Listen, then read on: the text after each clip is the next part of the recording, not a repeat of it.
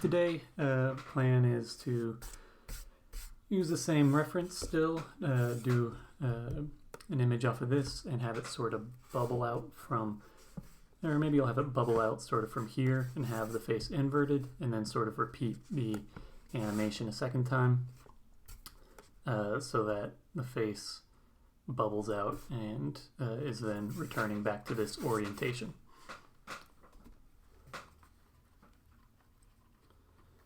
So I was just gonna take a bit of time.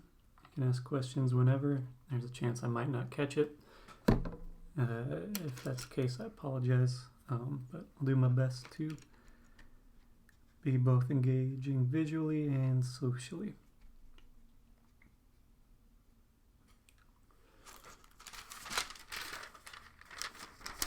Hello, Bash Novak.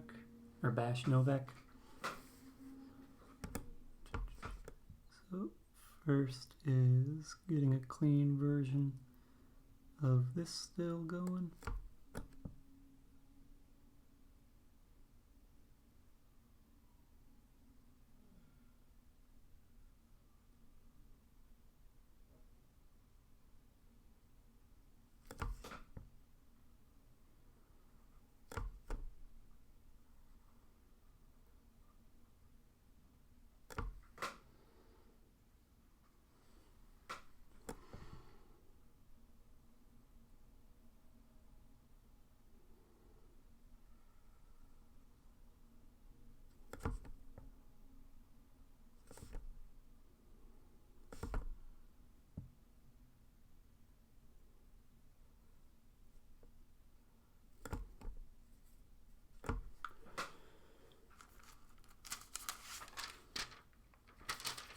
What I actually might do is start by just having the sort of face that's popping out just be the outline of the face.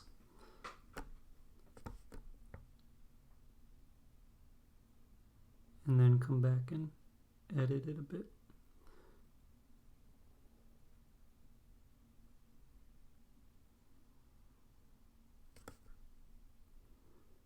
So if the idea is something is emerging out from this point, it's going to displace the face a little bit initially around where it's located, and then it will have a greater impact on what the face is doing subsequently as it progresses.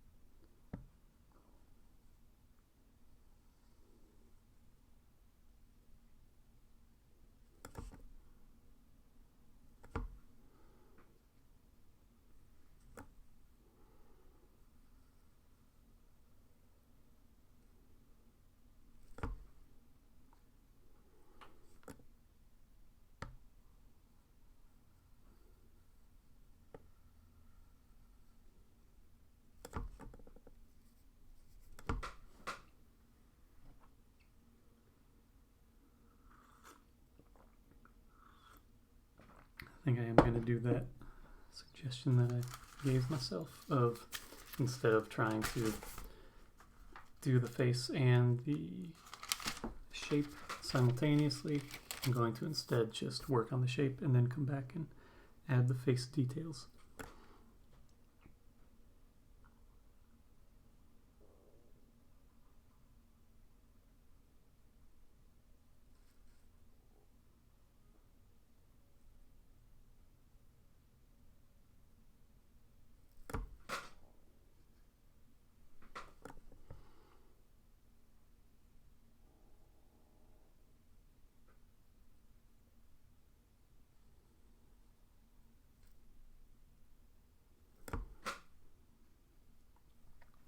This is Sumi ink. The brand is Yasutomo. It's usually like only one brand of Sumi ink at an art store, and it might be in different sizes, but this one's the one that I see most often.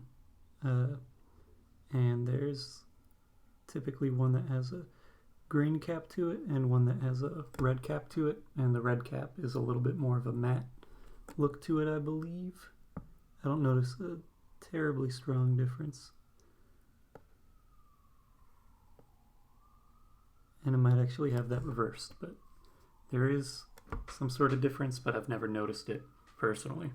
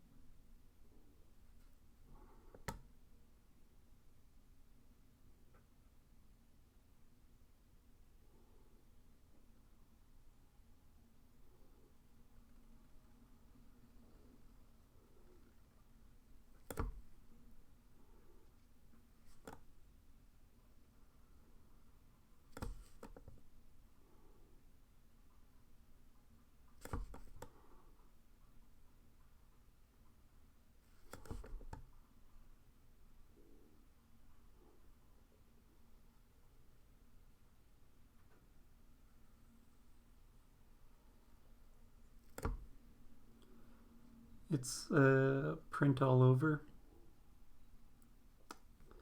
thing, or all over print. It's in my web store. It's a different printing process. I wanted to get it tested before I promoted it in any way, but it's a like sweatshirt. If you are interested in one, it'll take a minute because it has to be printed before it's assembled, and it runs a little bit, well, it doesn't run small, but it's not as stretchy as you think it should be. It's pretty rigid.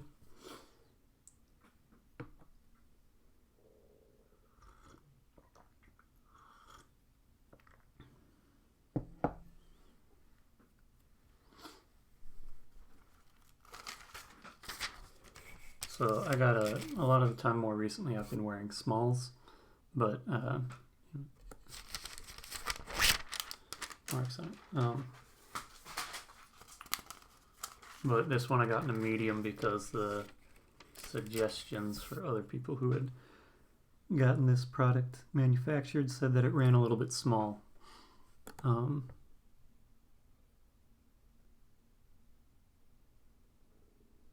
It's not so much that it runs small, that it, when you think about a sweatshirt, you think about it being stretchier or a looser fit, and this is more, it's a bit less rigid and not as loose fitting.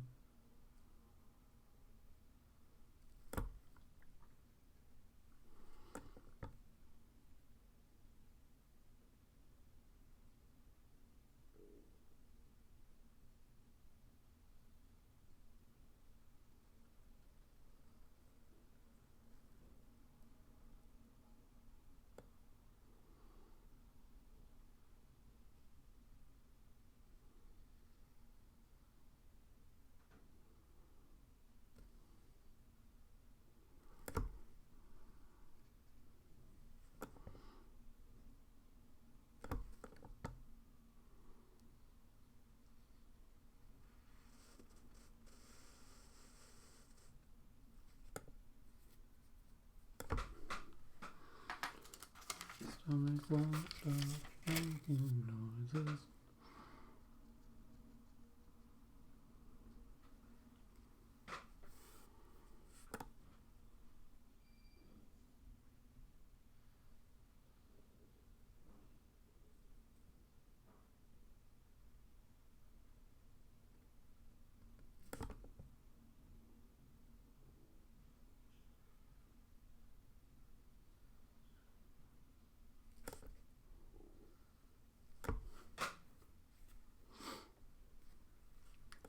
Hello, Cassidy.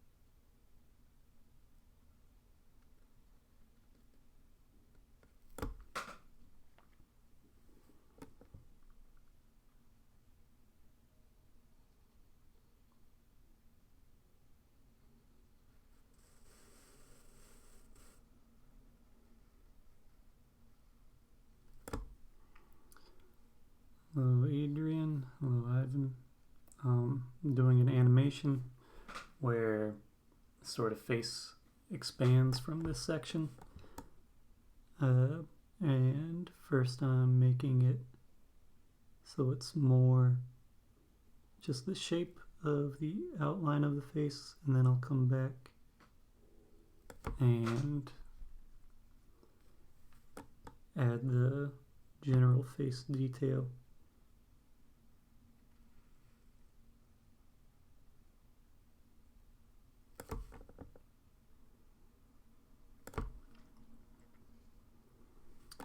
But it'll be inverted.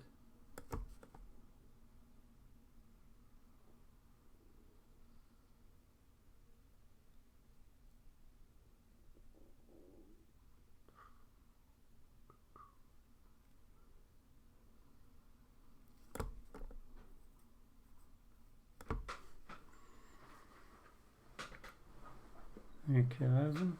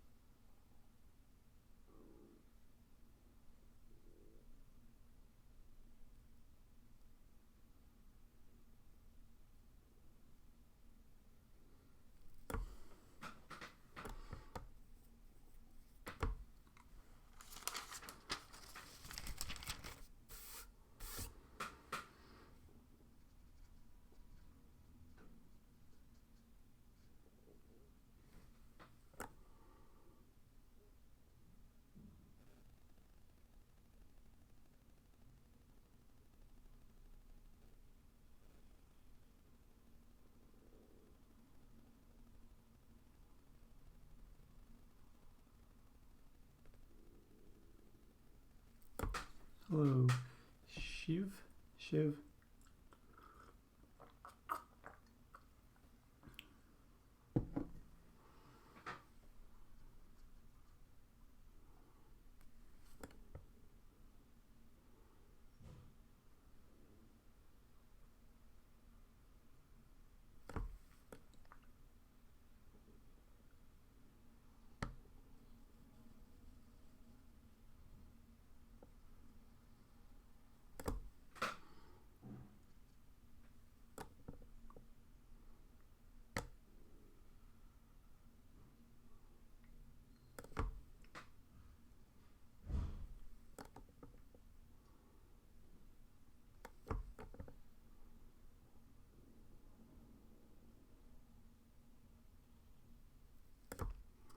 Hello, Archfiend.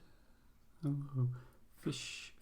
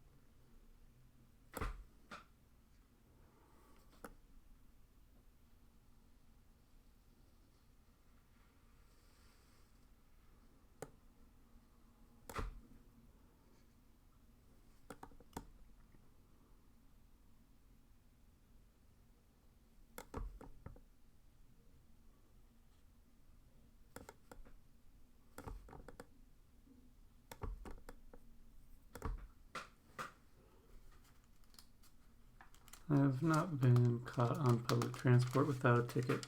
It works a little bit different in the New York area. It's not an honor system exactly. It's you pay and go through a turnstile. So there's not the possibility of like being caught without a ticket. You just would be caught entering without a ticket.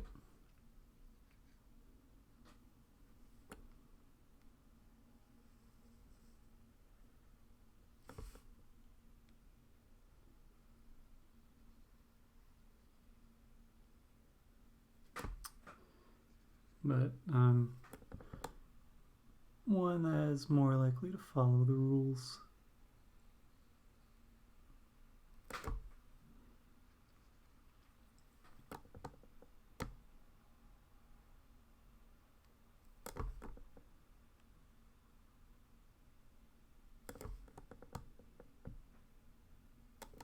I'm glad.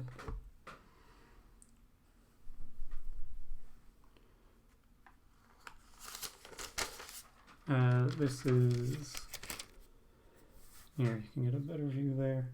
These are a bunch of faces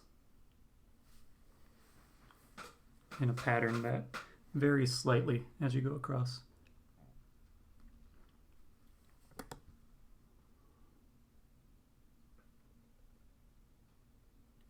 And then I do have another t-shirt underneath this that has a print that I personally pulled, where I did not actually printed the thing physically. I screen printed it. I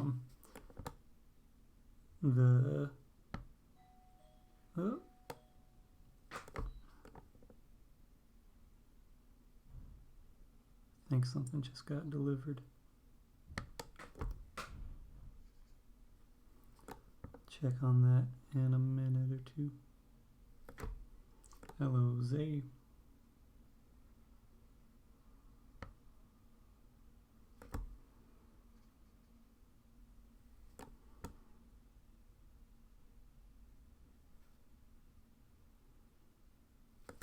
One sec, I'm gonna go ahead and fill in this bit. I got a little bit of a late start today because I got distracted playing Pokemon for the first time in a while.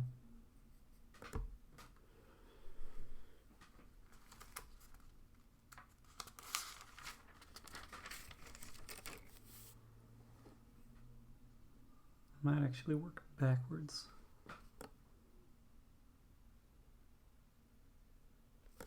So now I have an outline.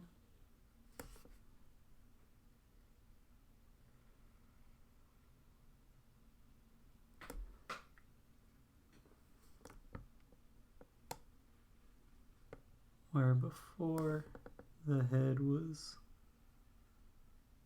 facing this way, the top was up here, bottom was down there. The idea is to now have it inverted so that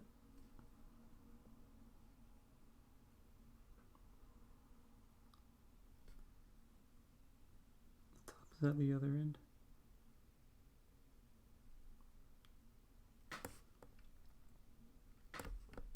Just weird to paint upside down.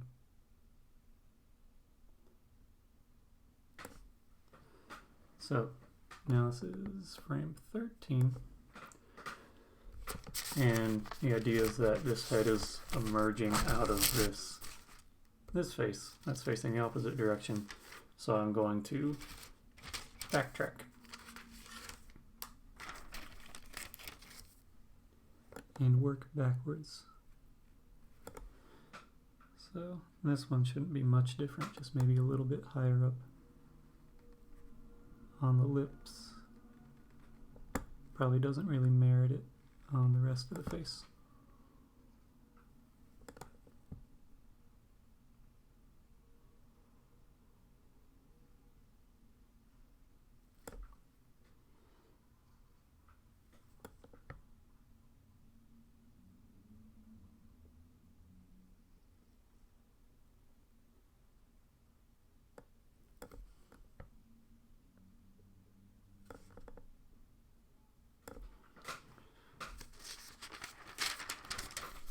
Hello, Marine.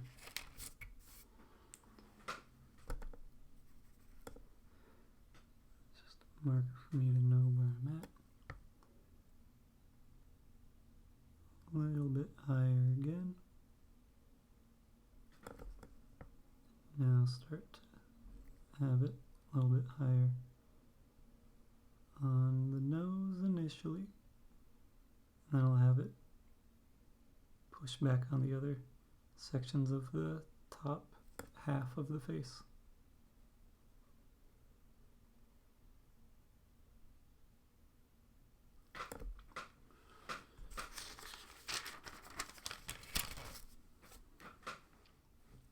Oh, the bottom up, I did not. Okay.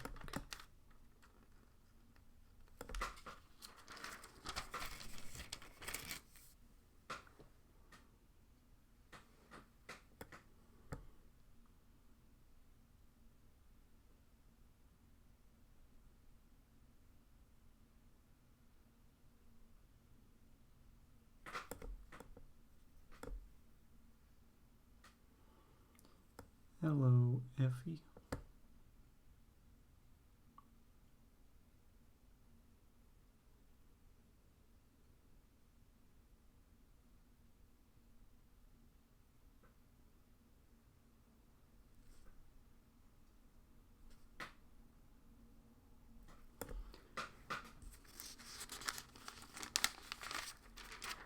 Figure that this sort of vibe has something of a loosely Halloween feel to it, just in the sense that it's mildly body horror-ish.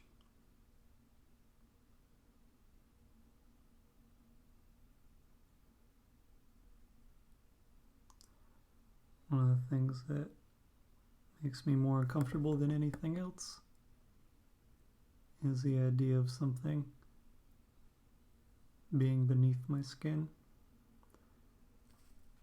and living there. I think that comes from the Brendan Fraser Mummy movie where there are those scarabs that sort of exist,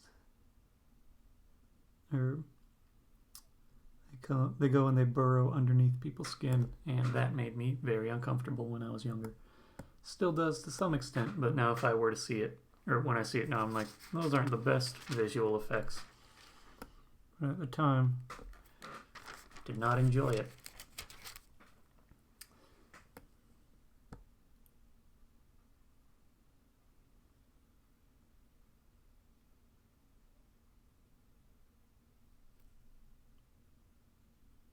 So this has a little bit of that vibe of just something being popping up from underneath your skin.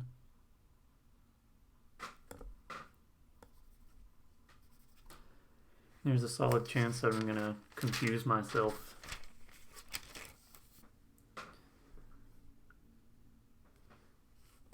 as I work through this.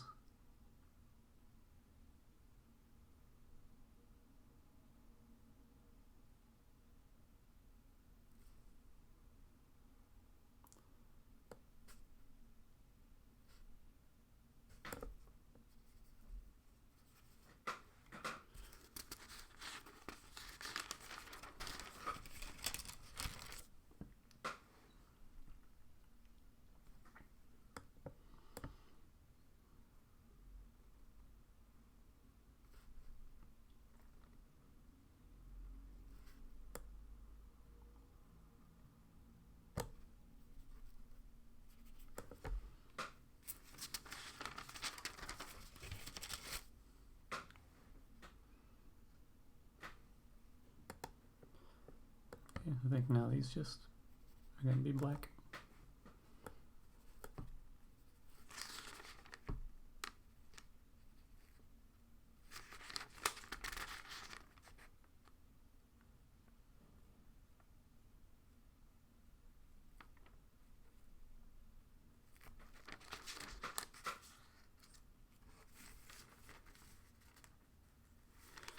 Now let's go and reverse this bit.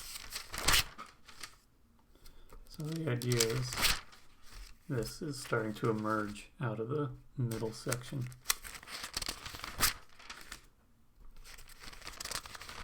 Sort of birthing out.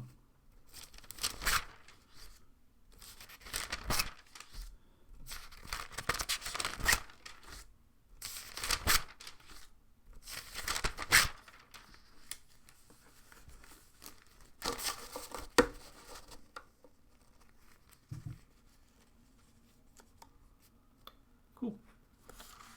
Notification of delivery. As I've worked through this, I've adjusted the position of this a little bit, so I'm going to try and shift that back a little bit in the coming frames.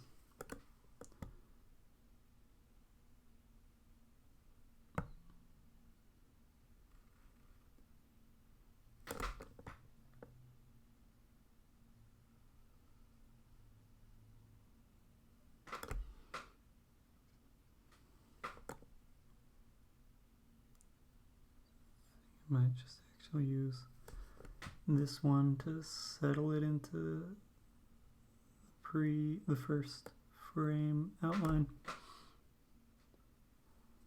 a little bit, and then start to do what I just did, but returning it back to the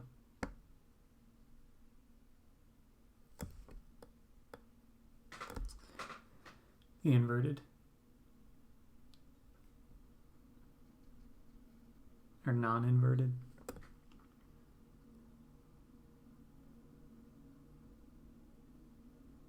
I'm using OBS, just a broadcasting program that's free. You can use it. And then also using something called Yellow Duck.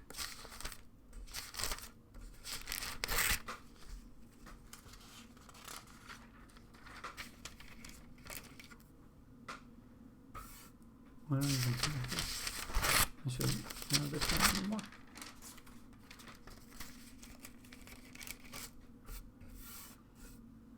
I should just be referencing the first frame.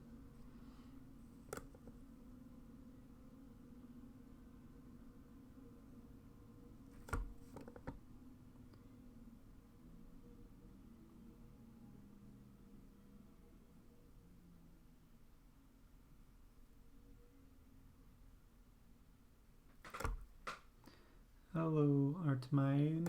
I always forget how to say your name. I'm sorry.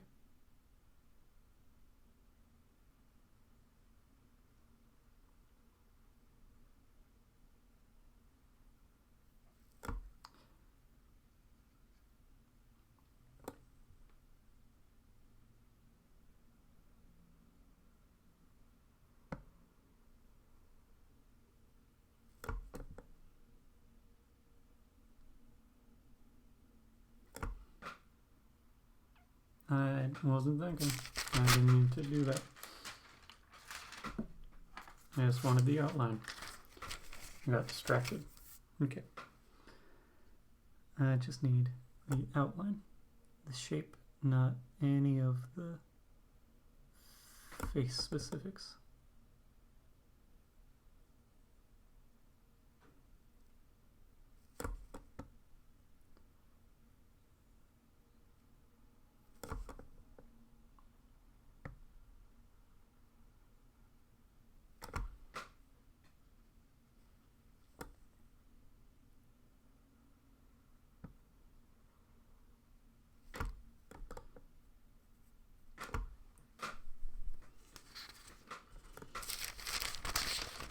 I'm going to take that and trace it on top of this guy.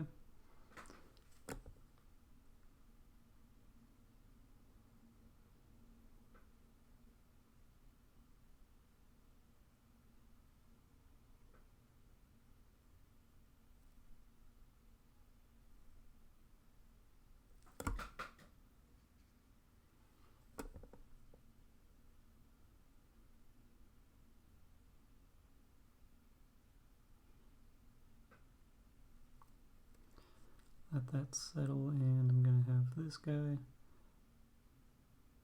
start off here.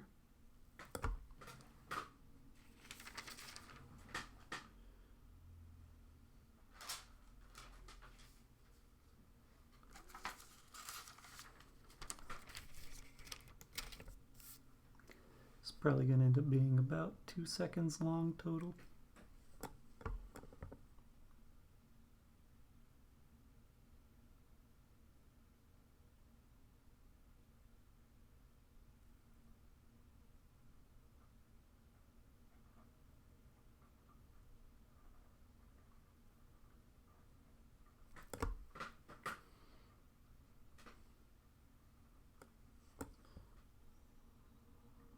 Glad to inspire you.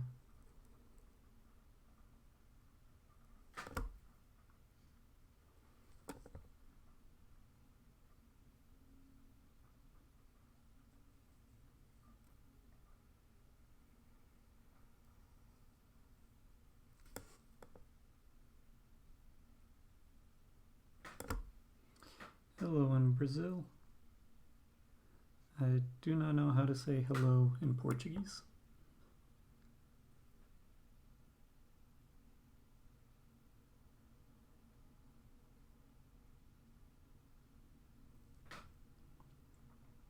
Depends on what the animation is. It's the same thing of being like, how long does it take to make a drawing?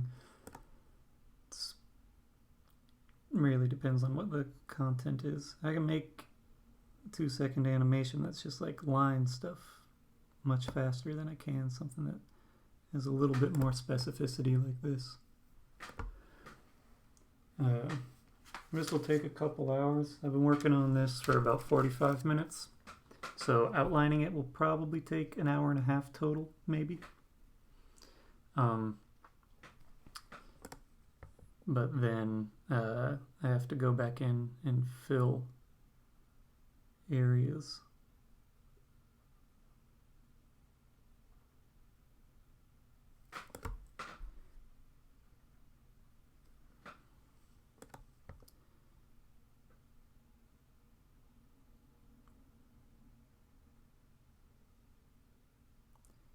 And filling in the solid areas always takes longer than I think it will. Because I'm like, all the guesswork is done. Or all the work where I have to conceive of something. I'm like, that's all done.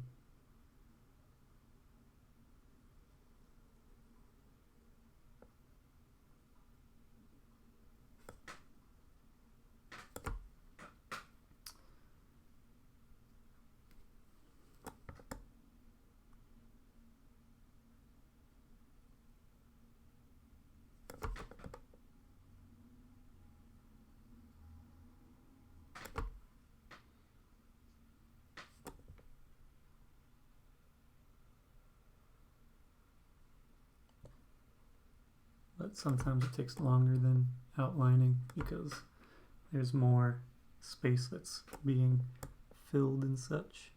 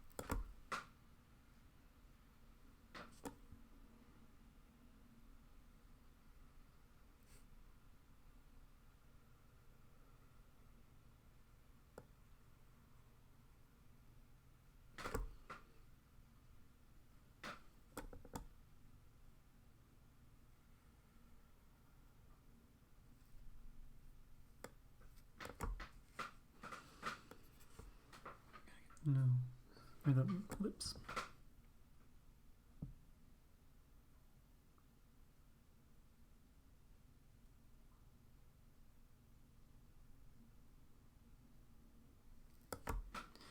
Thank you, Una Espera. That's the sort of thing where I'm like, that. I don't think it's anything that's weird. I forget what Espera is. Thank you, BBYM. It's BBYM or Baby M. I don't know. It's weird trying to guess people's intended names based solely on the letters and having no context to anything. This one isn't a hoodie. This is just a sweatshirt. Hoodie would be a hooded sweatshirt. This one doesn't have a hood.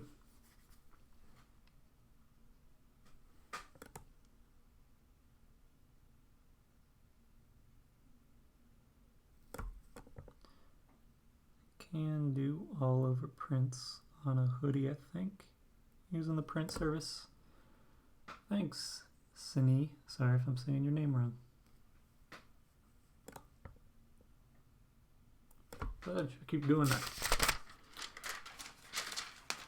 Try to be clean in my language on here.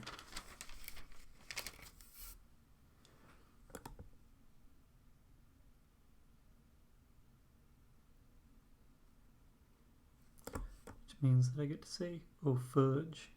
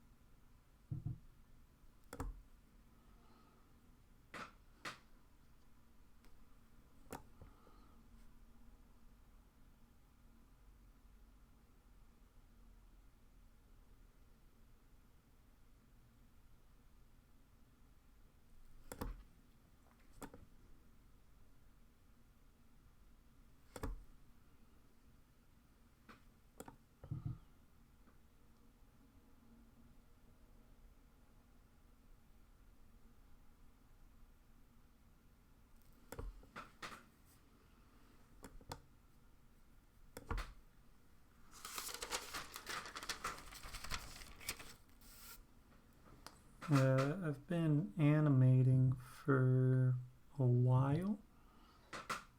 Today I started at 3:10 maybe, and it's 3:50 now. Animating depends what sort you're referencing or what you'd be asking about.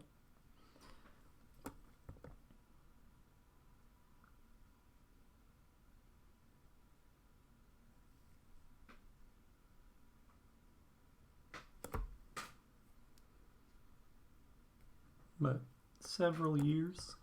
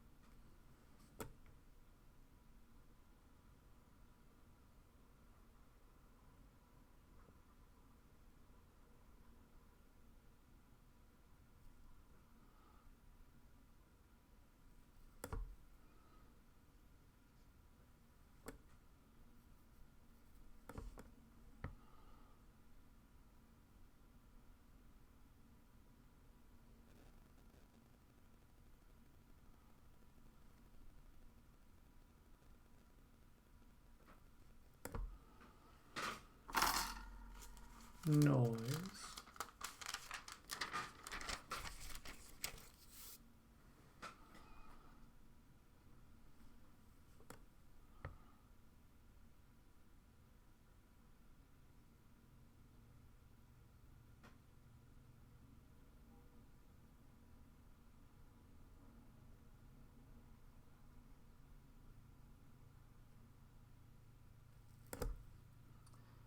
Hello, Oscar.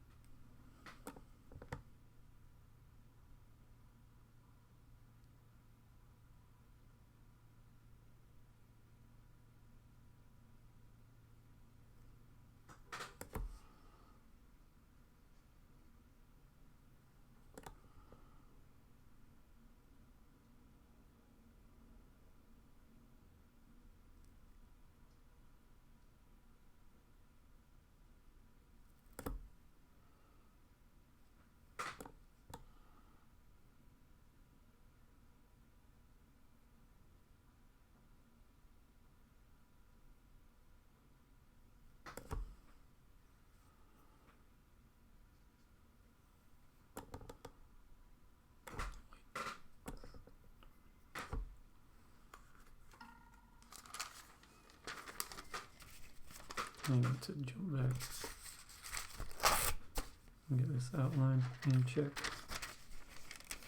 And remember not to draw the nose or the brow.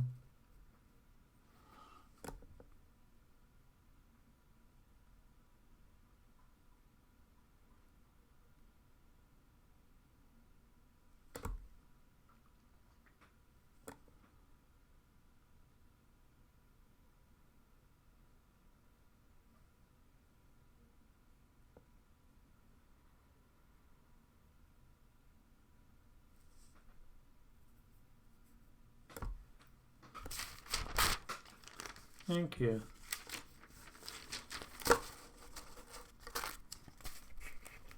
Feel like it's an insult to call you by your username, by your handle. Just call you a mummy. Thank you, mummy. That sounds weirder. Especially if I'm feeling British on it.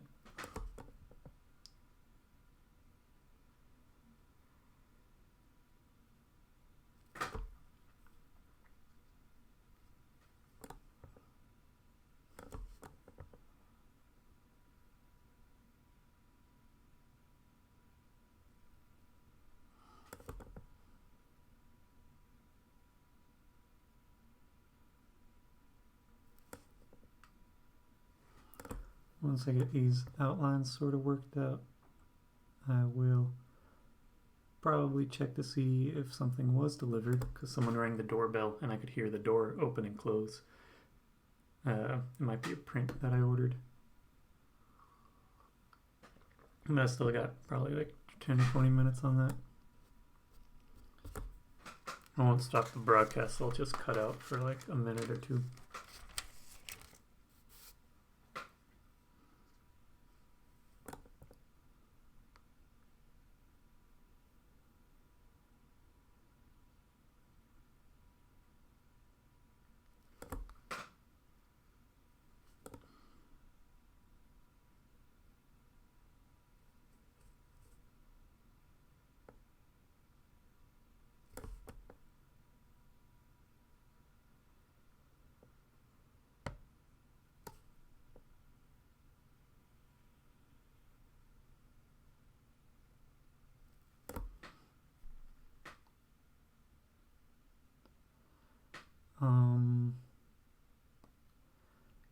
Trying to read, I forget what entiendo means.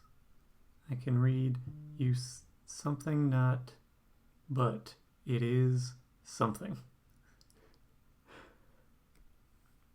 to remember all of my Spanish.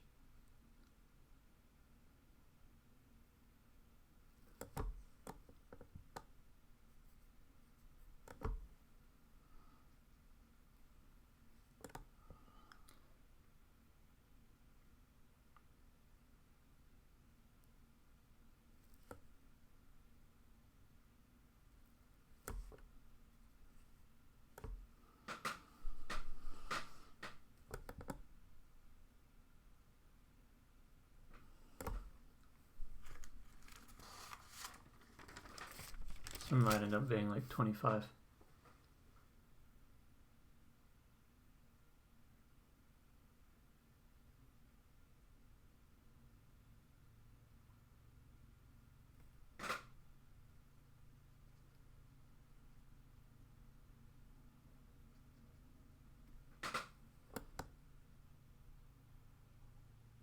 Hope it's nice. I'm always slightly hesitant if someone comments in a foreign language and I don't translate it. Mostly if it's Russian or a different... If it's an Asian language where I can't read the characters and I can't type it in to a translating application, can't throw it over to Google Translate, then I'm hesitant to respond to it or just be like, thanks, because maybe they're just shitting all over my work. And I just respond with a thank you. Or it would be maybe even weirder. I don't know, maybe it's funny. If it were to be that I translated it into Arabic or to Chinese or Korean or Japanese, and so it makes it look like I know what I'm doing. And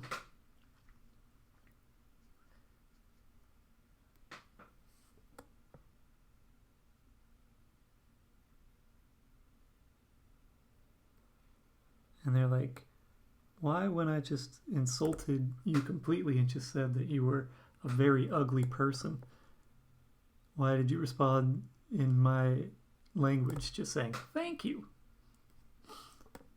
I don't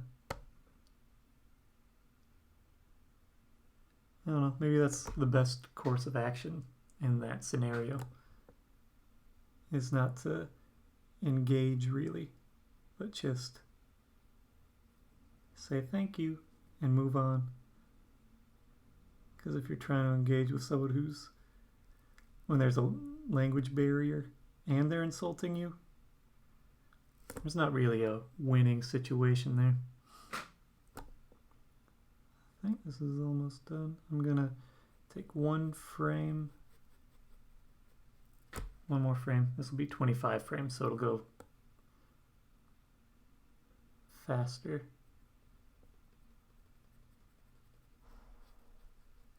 For the second transition. This will be a little less than 2 seconds long.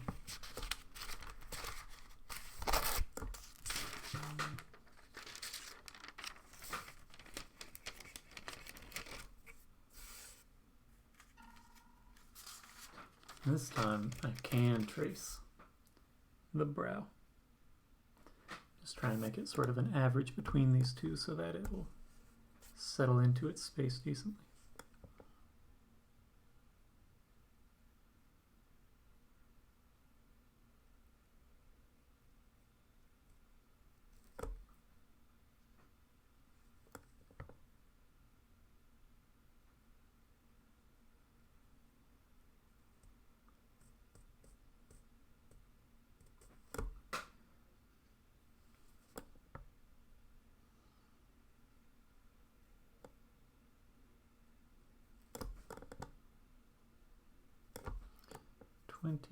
Five frames, and I can go ahead and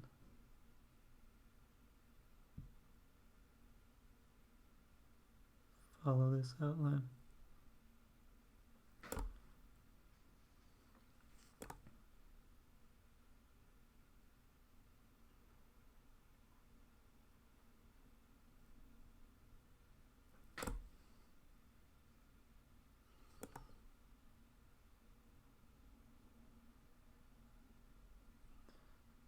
So now, like I did the first time, hello, Cycrin Vinjamuri. I don't mean to insult you, I just don't know how to say your name based on reading it.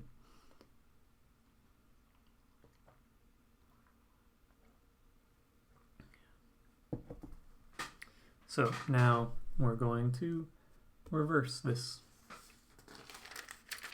Going backwards. Then I'm going to check on that package that I think got delivered. So I want to see if the print is decent. So that's the in face. So now what we're trying to do is go back where it's sort of settled and where it's building out. Just going backwards to where stuff began.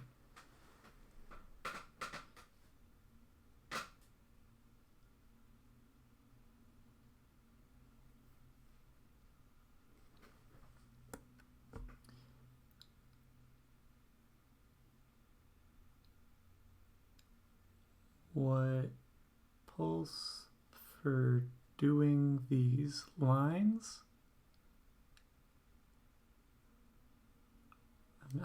I can read in order to do these, and then I think Linnaeus is lines. And I know K is what, but I don't know pulso offhand.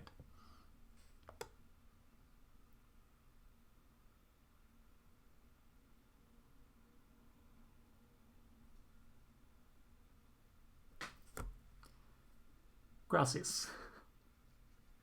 I've seen positive things from hearts and such, so I'm going to assume it's positive in general. And it's nice things. And I'm guessing it's something to do with the line work.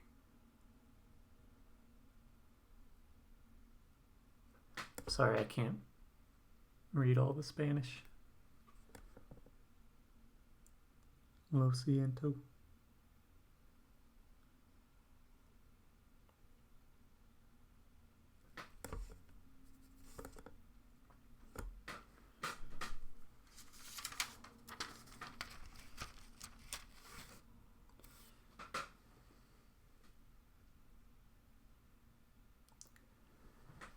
I speak some Spanish, but not much. And usually I'm a little bit better at reading it.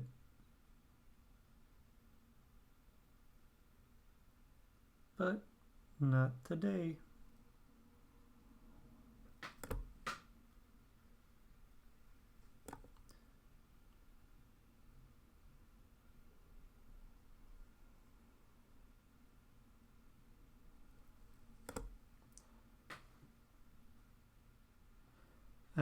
I don't have a specific name for this character. When they loop an animation here, I typically call it a face loop.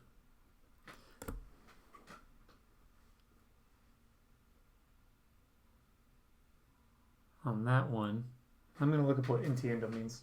I want to translate that.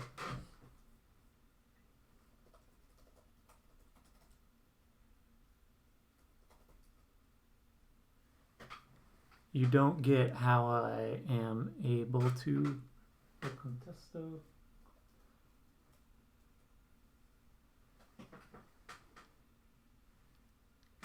I'm just going to translate this all out. No entiendo lo que me contesto.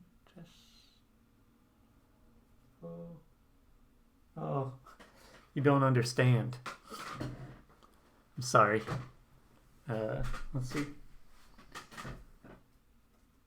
No hablo español.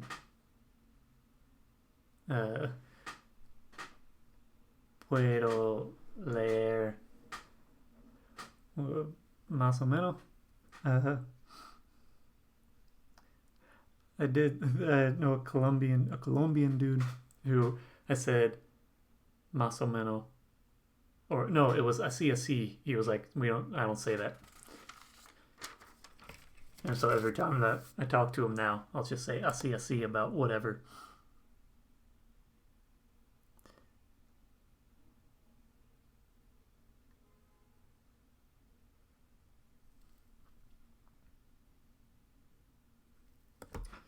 Um,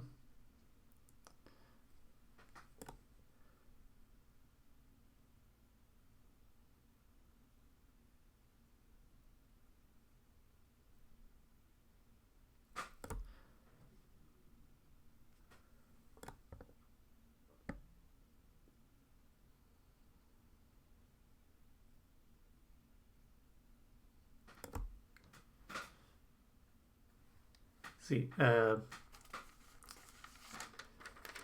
mi amigo es de Colombia y cuando uh, hablar con él, uh,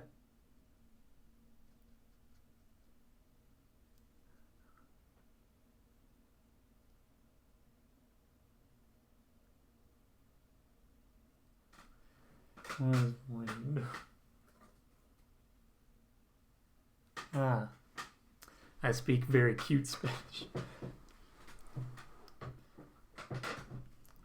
Yo sé que escuchar como un niño. I sound like a little kid.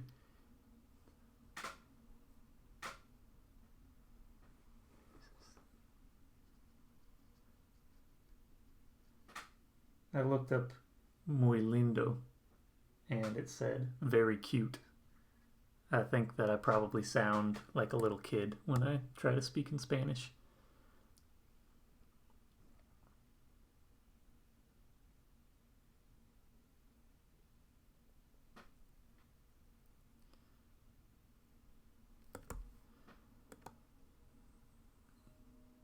I do what I can.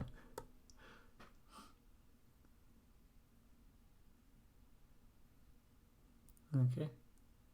Gracias para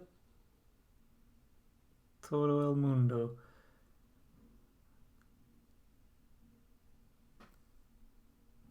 Y ellos translating.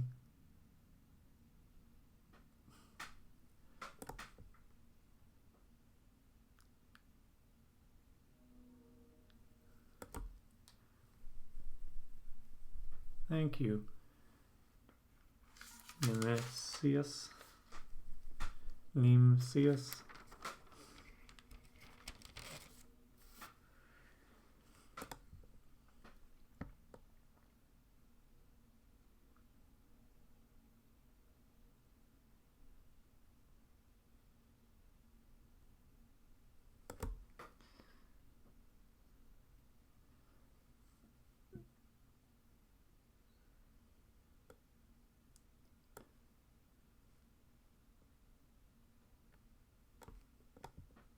I'll try to read anything in Spanish.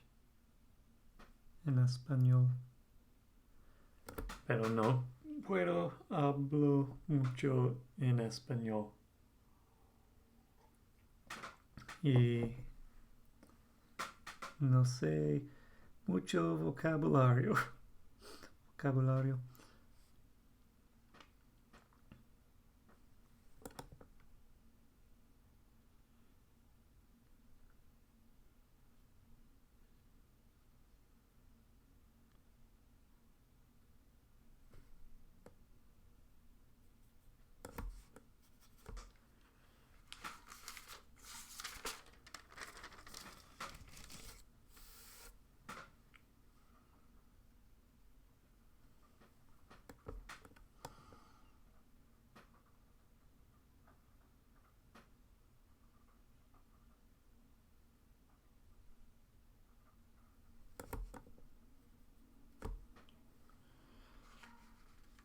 It seems like you're better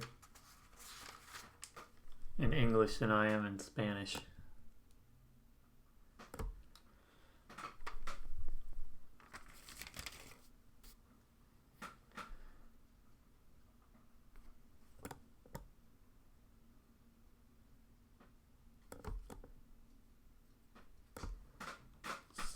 sabes más inglés que sabo español.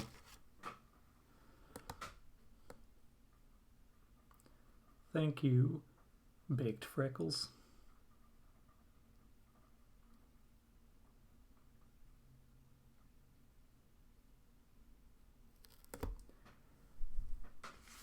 Okay, now we are going to go ahead and fill this little guy in.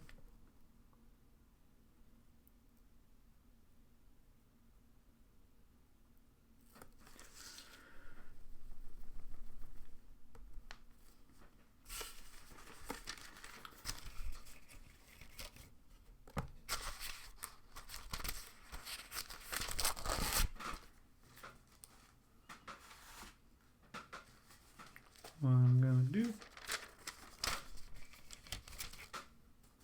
oh, that should be the next one. Where are they? Where did I set? Oh, wait. This is 2, 13, 12,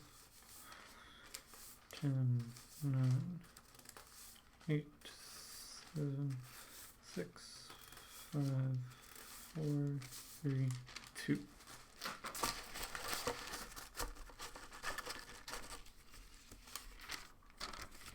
Just gonna put these in order as outlines. Check on that package delivery thing, and then I'll be back to fill in the solids. This will give me a good marker for the time lapse that I'll be doing afterwards. This will make more visual sense once the solids are filled in.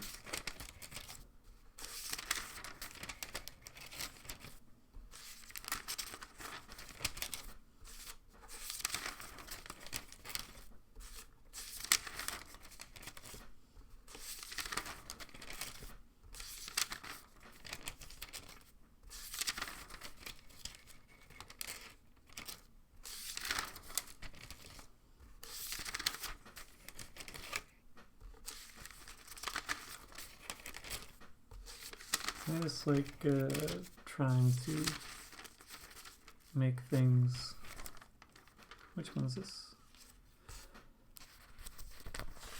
What number is this meant to be? Oh, forgot to outline this guy.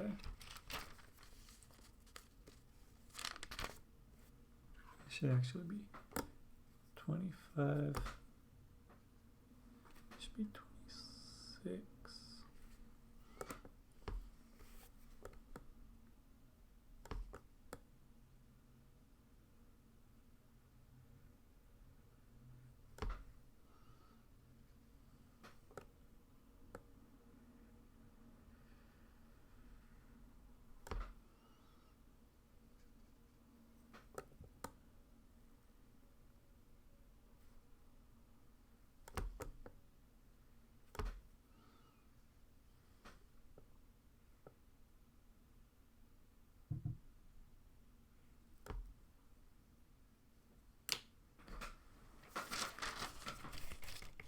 One second, I'll be back. Everything? Alright. Okay, someone joins.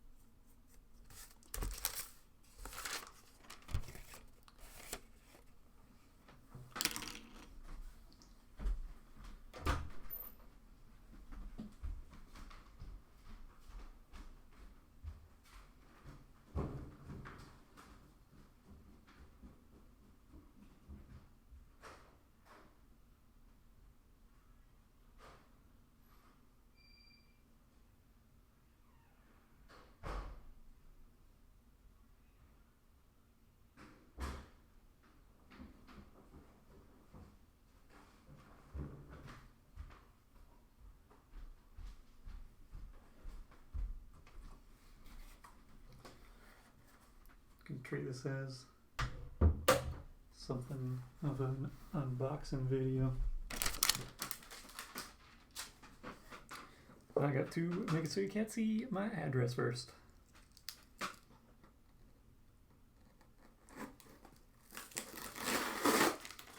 Okay. Address there. This isn't a large print, but I was testing to see what the printing company I've been using.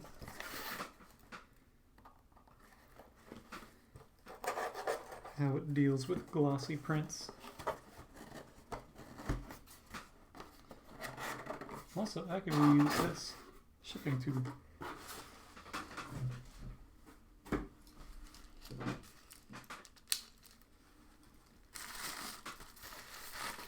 Got mildly damp.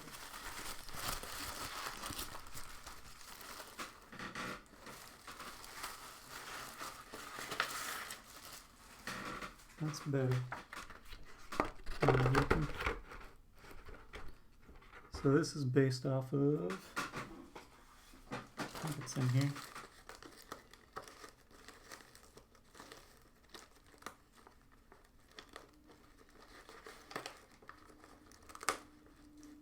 This, no, not that guy.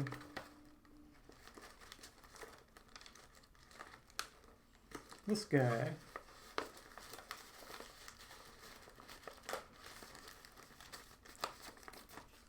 It actually does decently on the slight upscale on it.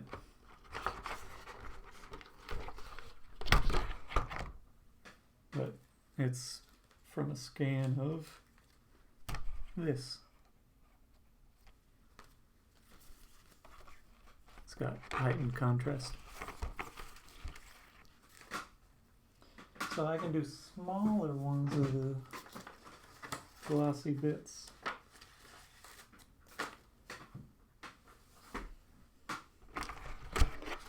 Okay.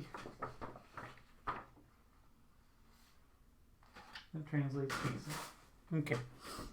So that, I think you got your shirts. Hopefully you're not dealing with fire stuff.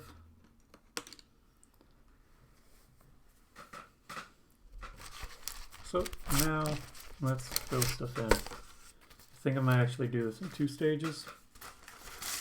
Fill in the smaller sections using this smaller brush, this round brush, the lips and such, because the angular shaders that I have right now haven't been taken care of, so they don't deal as well with using the pointy edge for smaller detail, which I don't think will ultimately end up taking more time, but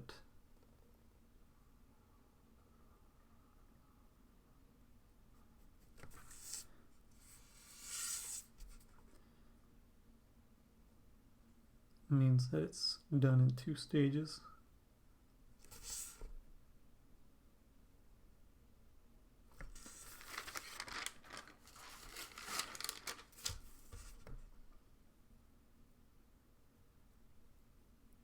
Now let me zoom out a little.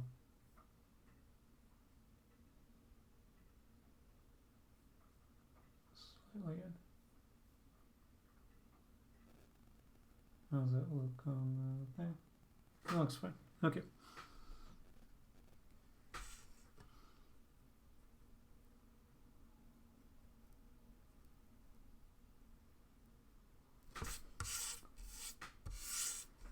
There is a slight chance that I end up getting confused here, and I end up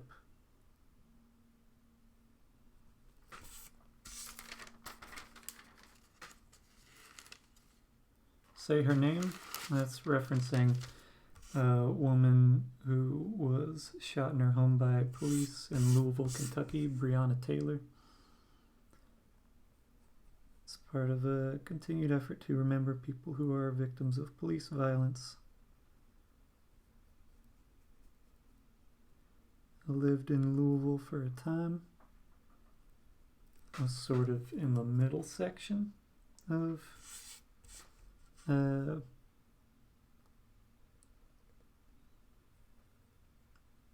the city.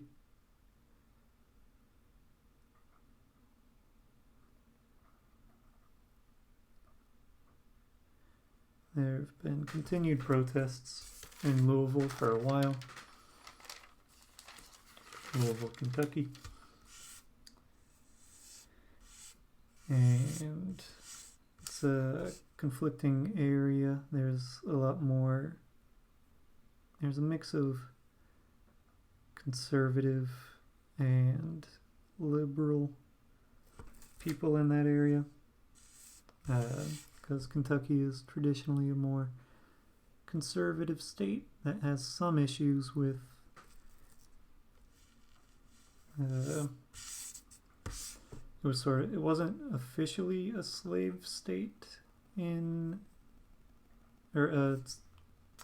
it was a border state, but it wasn't a state in the Confederacy, but it was sort of unofficially. So there's a history of some inequalities there. Also, you got Mitch McConnell. I think he lives in Louisville. He grew up partly in Louisville. I know he went to my high school. But not a great guy.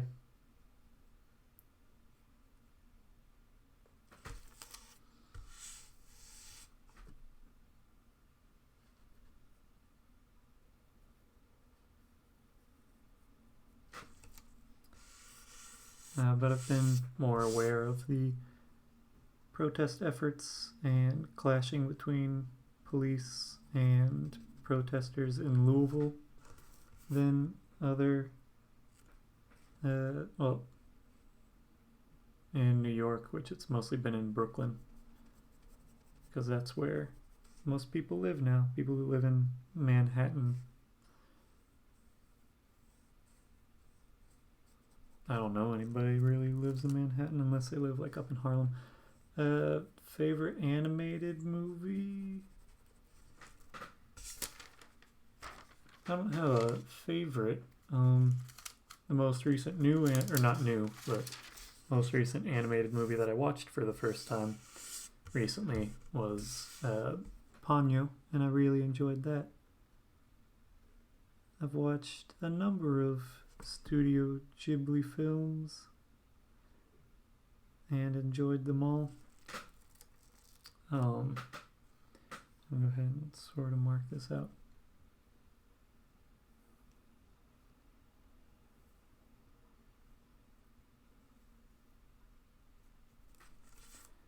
Don't accidentally fill these spaces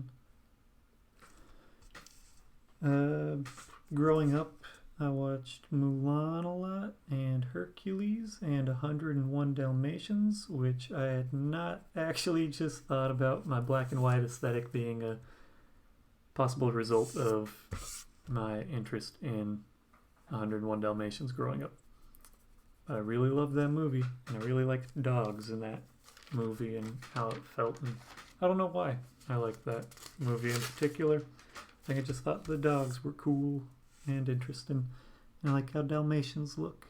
But Dalmatians are supposedly not the best pets. There's a lot of Dalmatians that have health issues, and it's something of one of those purebred dogs that doesn't have the healthiest genes to it. I will fill in the black, but I'm going to use a larger brush for that. Right now, it's easier for me if I mark things out with a smaller brush and sort of get a better understanding of what's meant to be filled in. Fill in mostly the lips, and then sections like these thinner bits right here are a little bit more precarious with the larger brush that I have. I don't have any pets. I'm kind of allergic to cats, so I don't want to live with them, but I will cat sit sometimes for some folks. It's not a bad allergy, but it might get more pronounced as I get older because my dad didn't really have so much a cat allergy until he hit his 30s. And so I might follow suit. Also depends on the cat, it seems.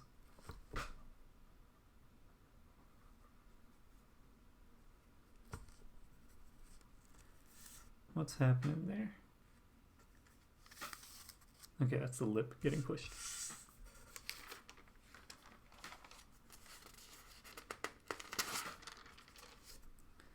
These are stills for an animation.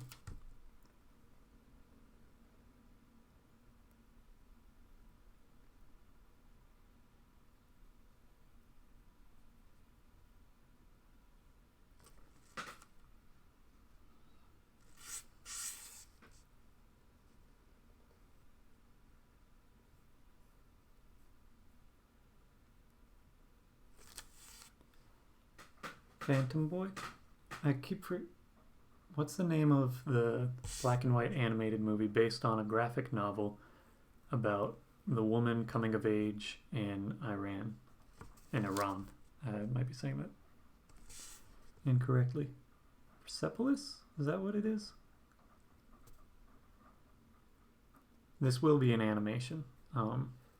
Right now I'm filling in solids. So first I did the outlines, because it's easier to animate outline to outline as opposed to animating with the solids in there. It also dries faster. These faces come out of simplified masks, and barn owls and some animals that have naturally that sort of coloring that creates a brow. Also the feeling of wearing a hoodie as something, and having the hood up as something of a feeling of comfort and protection, which I don't do as much nowadays. I mostly wear a hoodie if it's raining. I think it's Persepolis. I'm pretty sure that's the one that I'm thinking of as far as black and white animated movies. That one's a bit cleaner and incorporates some elements of 3D animation. But I enjoyed that one. That one's in French, isn't it? There are a few French movies, animated movies, that I've seen and enjoy. There seems to be a different sort of tradition of 2D animation that is a little bit more, not like adult animation, but it's a good animated movie. It's expressive of a time and a perspective that I don't see otherwise depicted in that format.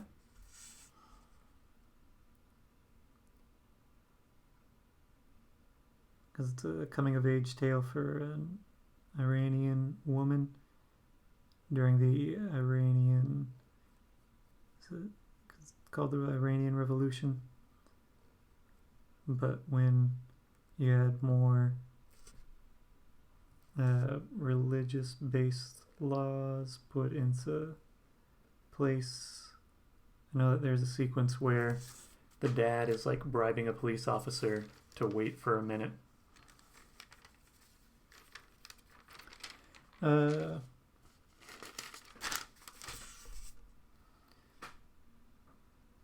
The longest I go is like maybe 60, but I can do longer if the format calls for it.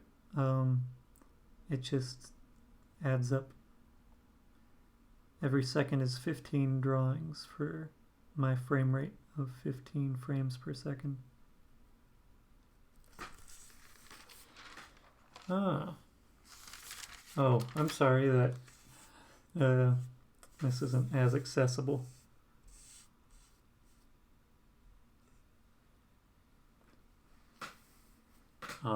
I can't type everything in work. I would if I could.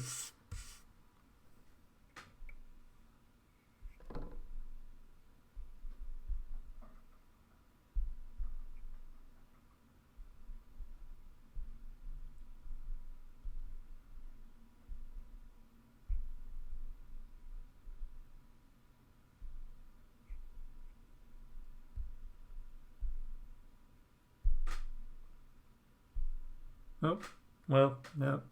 Damn it.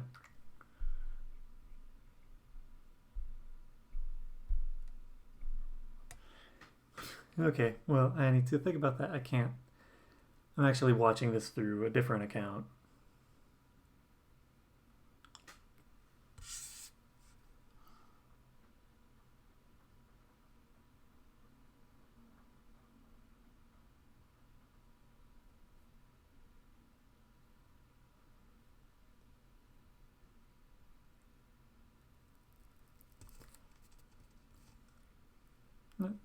I just want to be as inclusive as possible.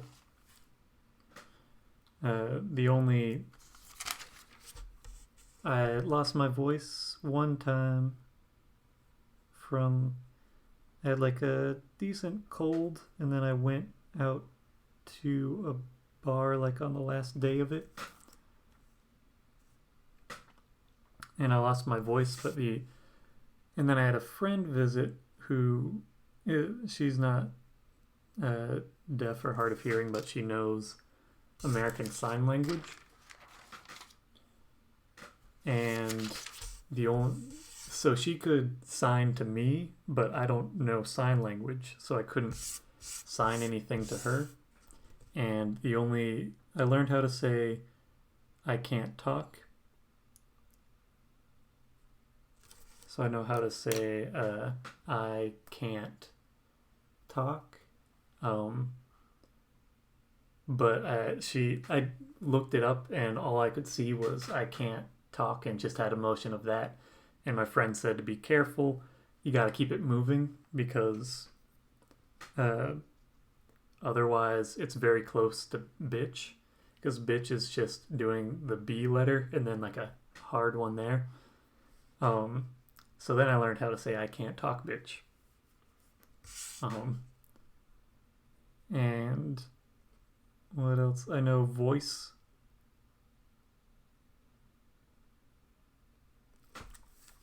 So I learned how to say I lost my voice, but it was like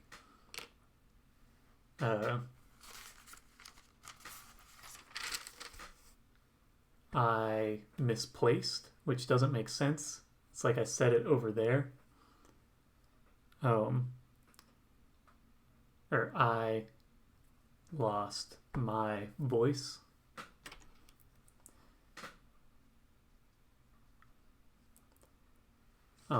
But that's all the sign that I know.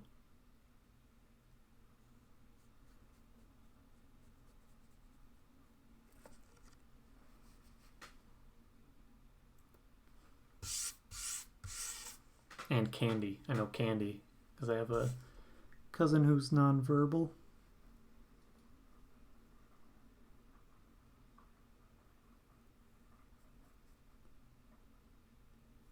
And he likes candy.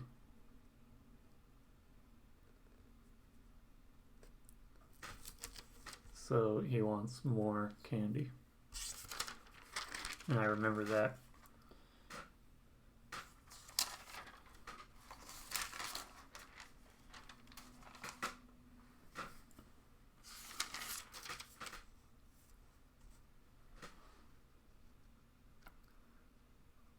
But I like voice a lot because it's the V coming out.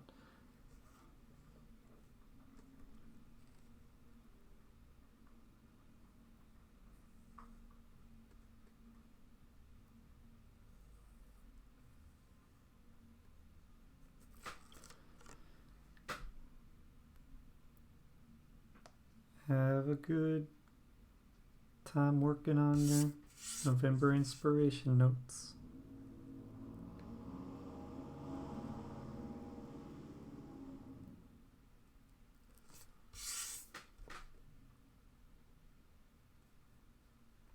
Thank you for watching. I feel like I should know thank you more than bitch, but that's what I know in sign language.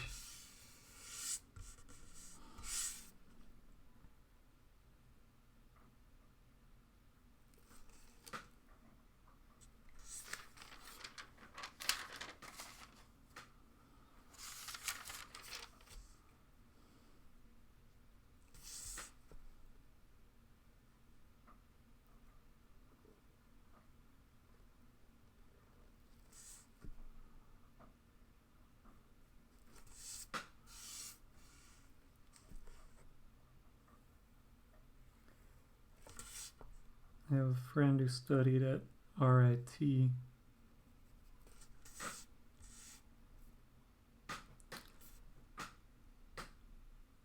Tennis ball in my hit my nose, or hit this guy's nose. It's a face building out from coming out from the space, so it's sort of expanding in an odd way.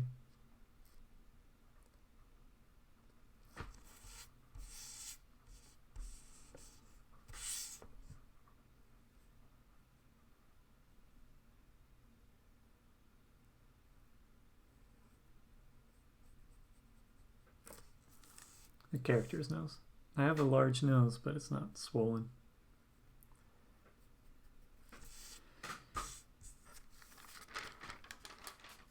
I have sort of nose that from profile is where it looks the largest.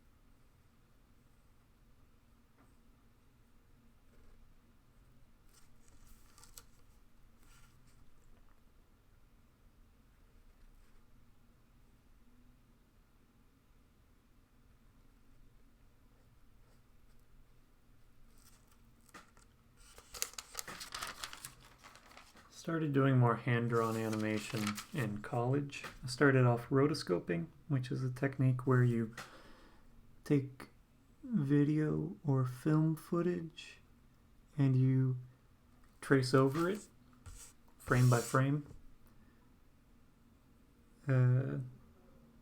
Sort of classic examples of it would be, or well-known examples of it would be stuff like Aha, Take On Me, the video for that. There's a lot of rotoscoping in that. And then you have stuff like there's a Lord of the Rings animated series of movies that was done in the 70s that incorporated a lot of rotoscoping. And then started trying to animate outside of that space where it wasn't necessarily rotoscoped. Oh man, I forgot this face too. Don't know how I ended up skipping these guys.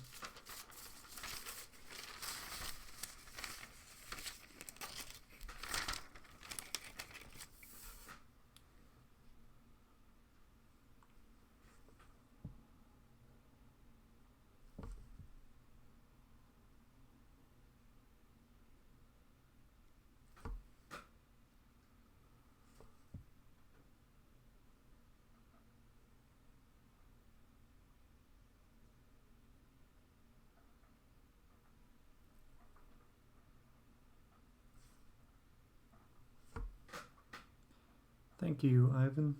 I did that in college, towards the tail end of college.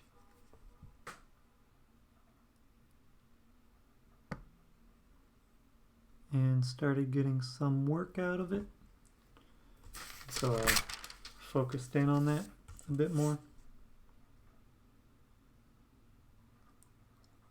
So I've been more actively animating hand-drawn on paper for about 7-8 years.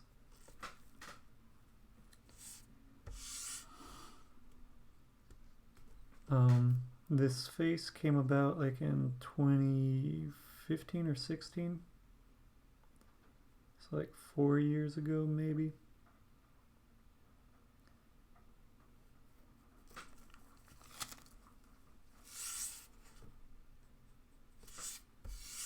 Let's throw this game.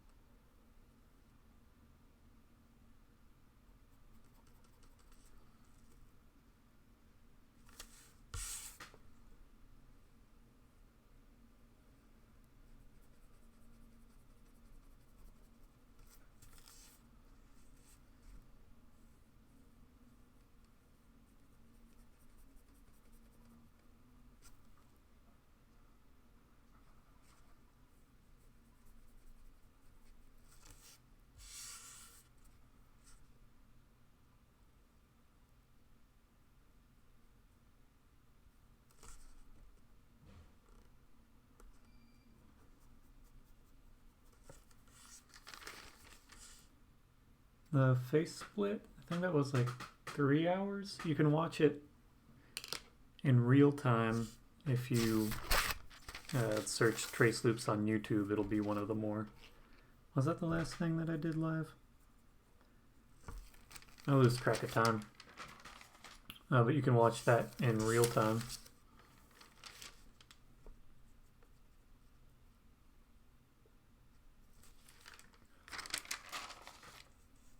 It might have been more time, might have been less. I don't recall.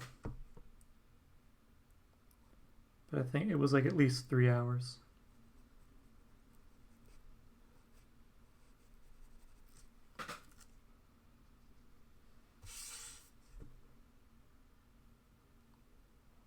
That's 3 hours with an understanding of what I'm going through. And having done something similar before.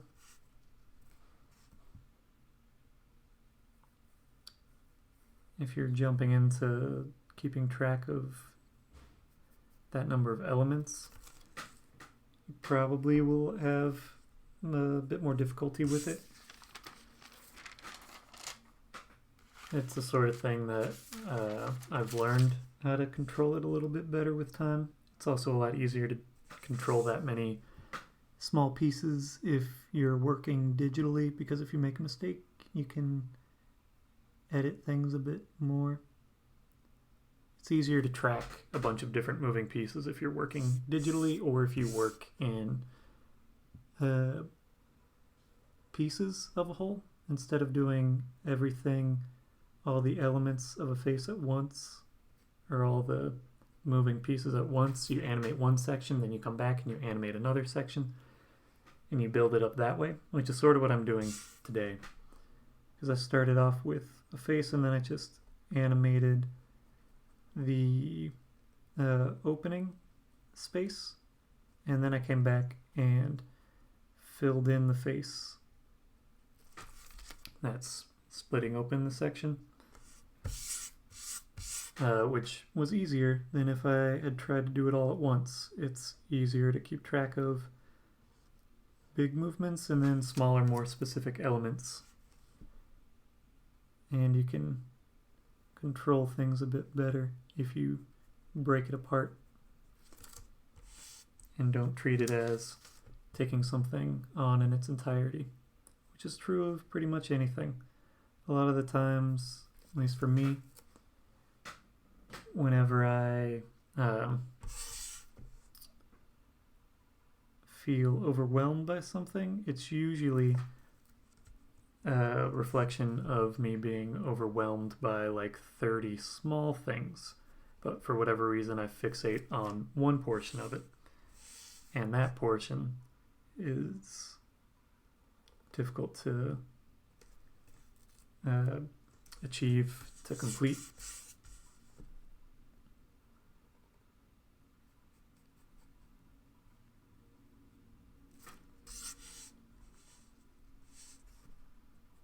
But it's really looking at what all I have to do and doing it one step at a time. Personally, I haven't ever participated in something where it's a set period of time, Inktober sort of deal. I might do self-imposed things, but it's just more do it sort of indefinitely. It is hard to keep up with things for a set period of time. Having some sort of breaking it apart or not treating it as an all or nothing sort of deal is helpful. Things like Inktober sometimes convince you that you failed, but you still did 7 or 8 days worth of stuff, which is more you would have done otherwise. So if you look at it like that, then you can be more satisfied with it. Also, you can jump back into it. October's not over.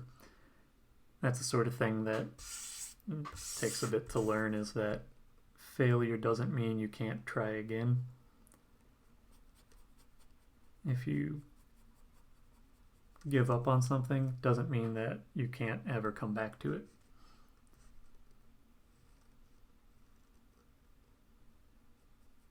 Because if you think about stuff in that capacity, you're just going to look at whatever you haven't completed and not think, I could complete that.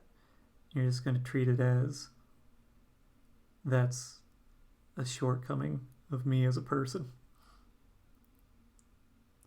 You don't have to ink the drawings. You did something. That's more than nothing. You can come back to it not during October. That's something else. Is that like, I don't know.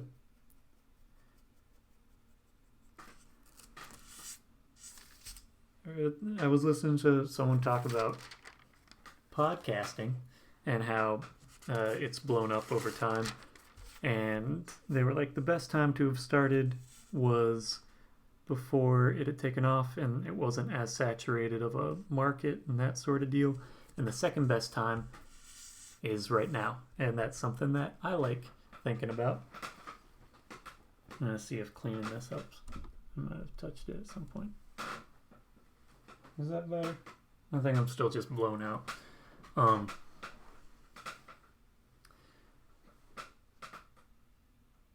But the idea that, like, if you aren't doing something because you missed out on the best time to do it, not doing it isn't helpful either. Because if you really want to do it when you can. Because otherwise you're just never going to do it, and it's only going to get more difficult to start into or work on.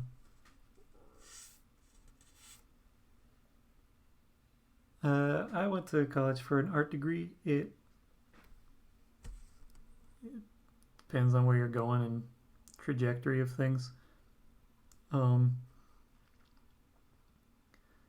learned a good amount of stuff at college. I went to SCAD and learned things in a practical sense, but SCAD isn't the best college for producing people who are unique, exactly. SCAD is good at getting you a job. That's the goal of SCAD, which isn't bad, and it's what university sort of ideally is going to do in some capacity. But some of it felt stifling at times, and it has the feeling of very much a like for-profit private college. Depends where you are, what you're pursuing. I don't know. It's a mix on like where you would go. If it's a more corporate setting, they might be more interested in you having a degree specifically in art that you're interested in. But a lot of places it's more portfolio.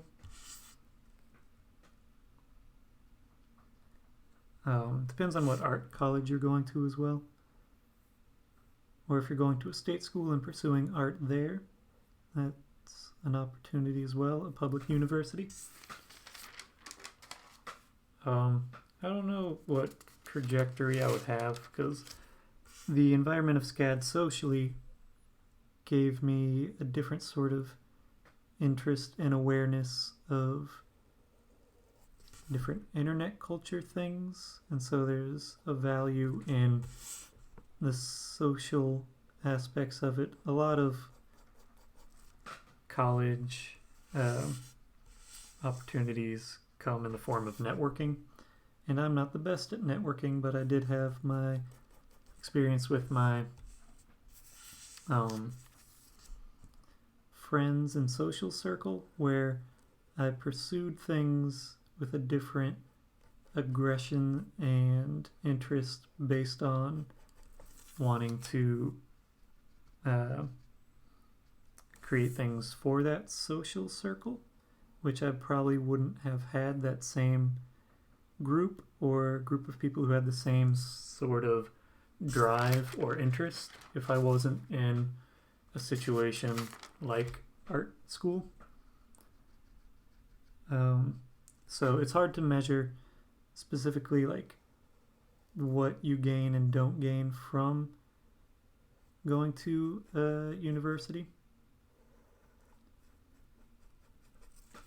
because it's not specifically getting a degree. That's not the entirety of what your experience is or will be.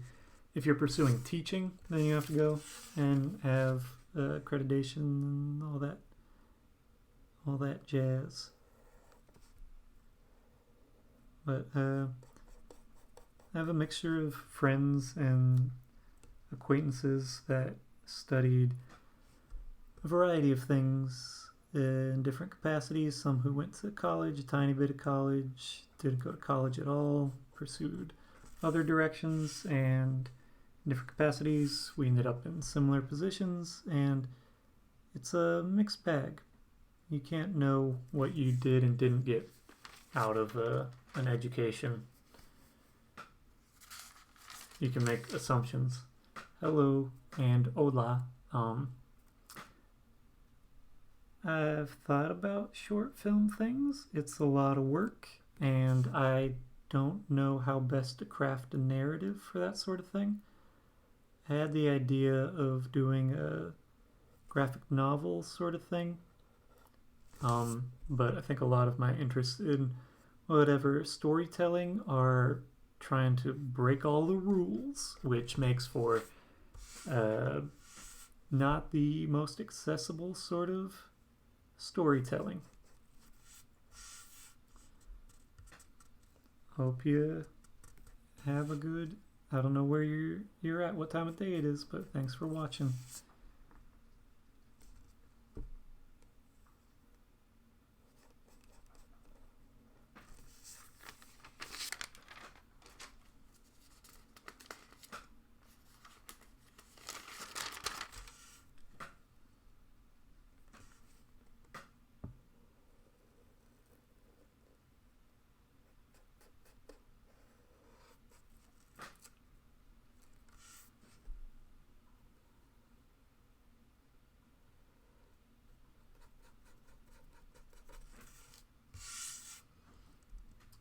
Thanks for watching and giving a follow. I'll post a time-lapse version of this, and if you want to look at full recordings of these live streams, I have a good number up on YouTube. If you go there and search for TraceLoops, should pop up. There's not much else that's competing for it unless it's some sort of scientific thing that's tracing the pattern of a loop or something. Hello, brain no good. I haven't seen that image in a while. For brain no good. That's the OK. Is that the OK Cupid squark guy? So I laughed at that a lot at different points in time. Don't see as many screen caps of OkCupid profiles as you used to.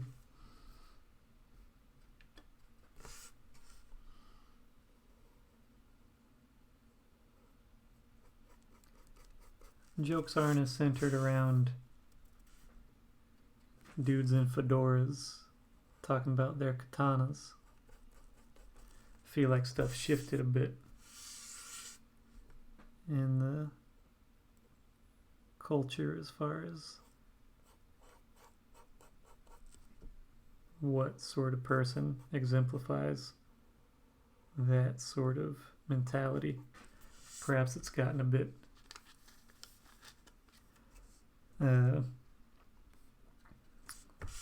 more like actually threatening for people who follow that sort of ideology, who've been radicalized by YouTube, which sounds so weird to me because YouTube to me is just like, I was like in 8th grade when YouTube started getting some traction.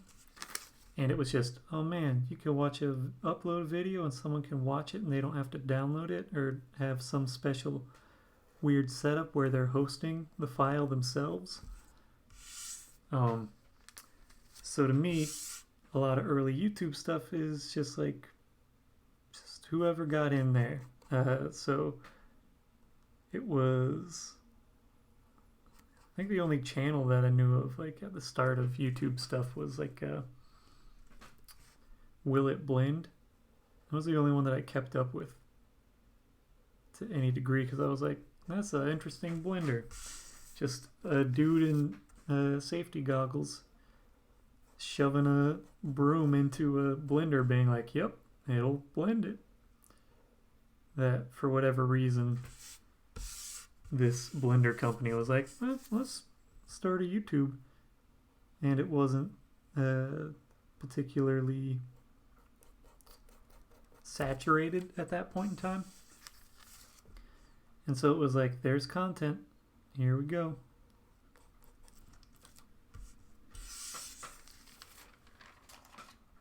Hello, Reno Baron.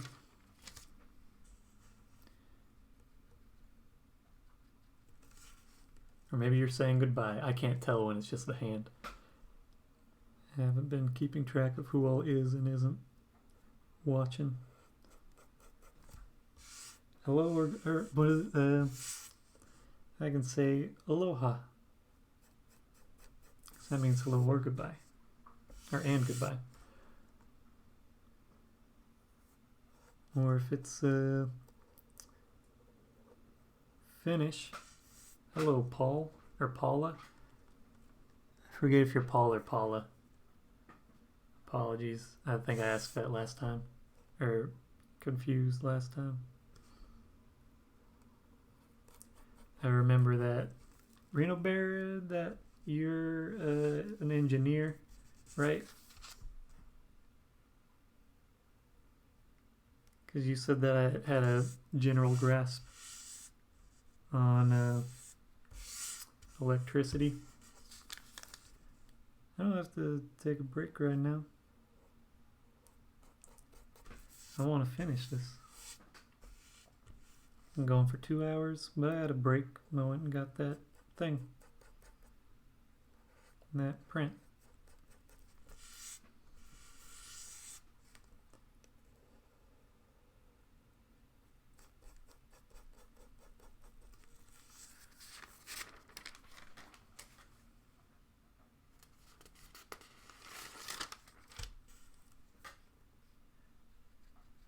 I know enough electronics to feel comfortable working with things that are like maybe up to 12 volts.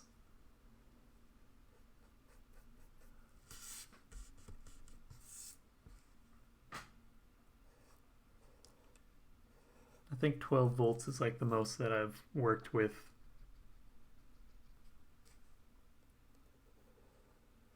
The most energy overall that I've worked with was like trying to get 64 little motors running off of single power source, but they were 5-volt motors that would pull like as much as like 500 milliamps, I think, unless they were stalling out. But I got a power converter that could deal with like up to 40 amps, and so I never overheated that bit. I did have some that got hot because they'd stalled out. I never got it quite working correctly because I only had one like Raspberry Pi running all of them. Servo motors, that's what they're called. And it couldn't communicate super fast to them, and sometimes I got it working to a degree, but not as much as I wanted it to. This idea is not a new one exactly. There was a time where I was daily creating a lot of animations like these, so it's a comfortable place for me to be working while, sorry, I had to burp,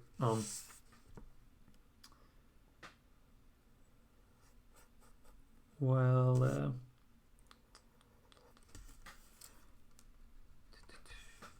live streaming, because I can know how to approach it. Thank you, Hayden.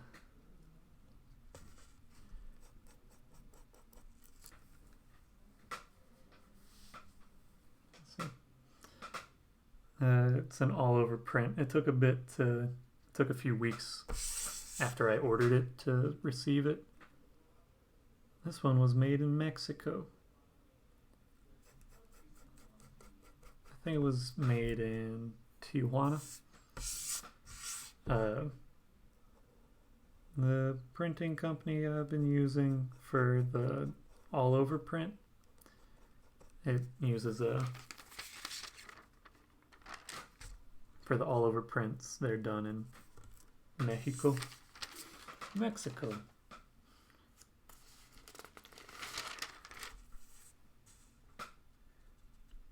It's a different printing process.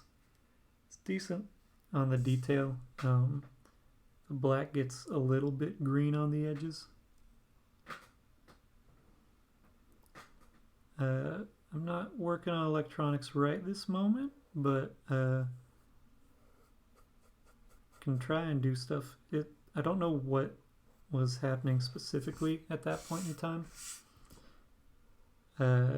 Conceptually, it all made sense. I had like these little boards that took one single PMW output and could each of them output to 16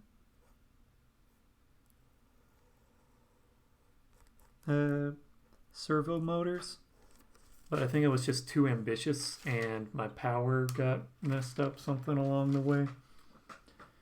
Someone said I might need to insulate the wires more because there might be some signal crossover or something.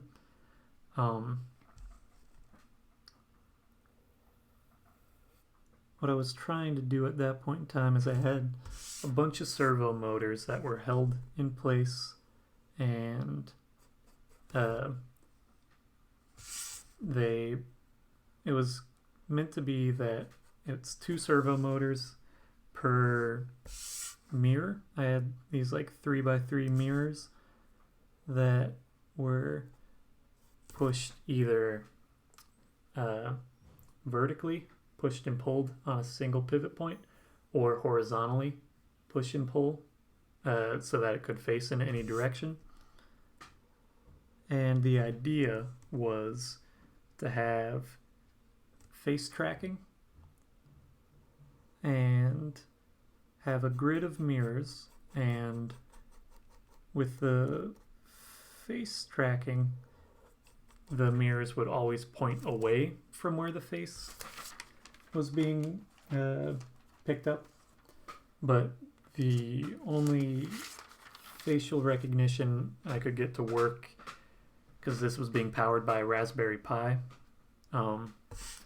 it worked very slowly, and so it didn't have the computing power to do face tracking and the output to 64 or no,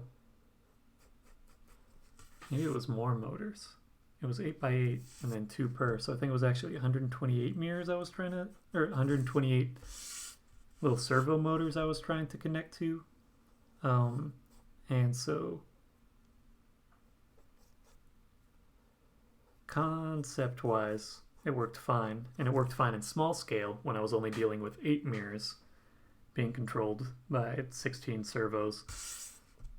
But I didn't have, so I started with like 1 mirror, then 2 mirrors, then 4 mirrors, then 8 mirrors, and then I jumped immediately to 64 mirrors, and that's where it had issues. But with the computing having issues, I ended up, for the face tracking, because it was doing it through Python. Like I found some code that someone had written to have input and then from a camera and then do facial tracking from that. There's probably a lot of better ways to do it than what I did. But what I ended up doing was using a program I found that someone had written that it just did it based on light value. So when the program started off, it would take an initial image of the space, and then if there was a change in that value, then it was a pixelated image that was an 8x8 image, and then so it would take that initial image and have a camera feed, and it would update so that if anything changed in value based on that image, so if the black and white image, suddenly someone walked into frame and it was a lighter value for that pixel on that 8x8 grid, then it would start to move that those correlating servo motors would start moving, and it had a pseudo randomized direction that it would point, but the degree to which it moved was based on how much the value had changed on that correlating placement on the grid. And something in the motor would freak out sometimes, and then it was mounted against a wall, so to take off this thing and turn off and on the motors and program was something of a hassle. I ended up just programming a pattern for the mirrors to shift to, and it did not freak out nearly as much. I also hand cut everything, and so the little plywood sheets that I had used to create mounts for the motors were okay, but they weren't super consistent because I don't have a laser cutter or something. So I had mixed results all around, but it made for an interesting piece, but all I saw were all the shortcomings because I don't have all the best equipment to manufacture the components. It also taught me a good lesson in how quickly things scale up, because all of my tests were like 2, 4, maybe 9. And I'm like, okay, so it's 2x2, 3x3. And once you increase that square, it's an exponential function. And if you have 2 per everything, then it adds up fairly quickly, and then you just spend like 8 hours straight trying to compile all of these separated elements. I just prefer ink. I've also used some electronics I never crashed the Raspberry Pi itself, but I might have interfered with the little board things, the individual controller bits that I had. I forget what they were called. But it's meant to work either with a Raspberry Pi or another small thing that's got a limited number of PMW outputs, so that you can just have one input and do a bunch. I do know that you cannot power a motor directly from a Raspberry Pi. You can use it to send out a signal, but I forget how much power the typical Raspberry Pi can output, but it's like 200 milliamps or something. I think that's what the safe amount is for an Arduino, unless that's changed with updates or something. Which isn't that much, especially when it comes to motors.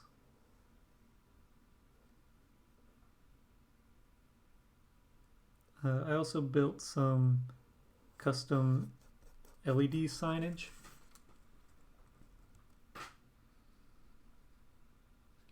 I did learn when I talked about at some point a project I did where I wanted to mess with a rotary phone, one that you twist the dial and then it inputs the numbers.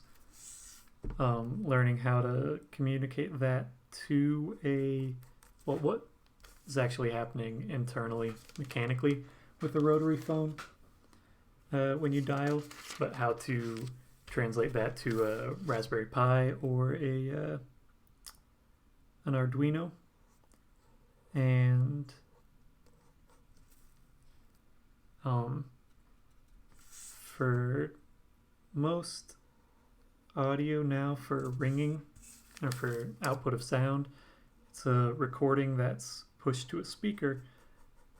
But you do have, for rotary phones, for older phones, a lot of it was an electromagnet that was placed in proximity to I don't know exactly what it's called, but I'm just going to say like a little mallet.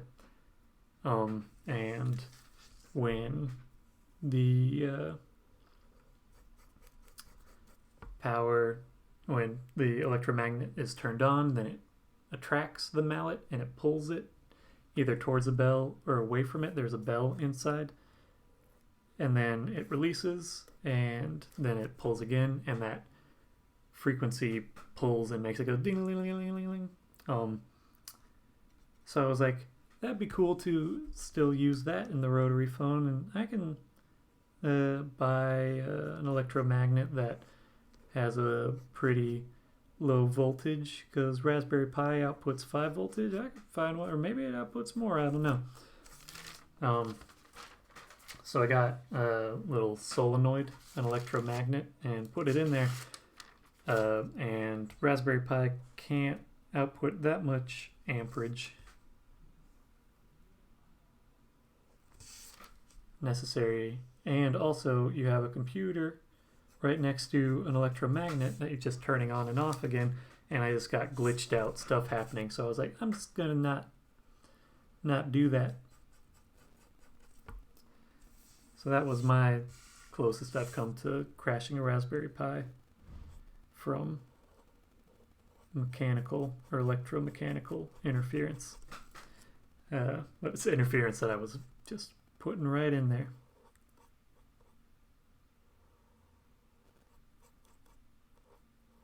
I have made custom LED signage, like walking around.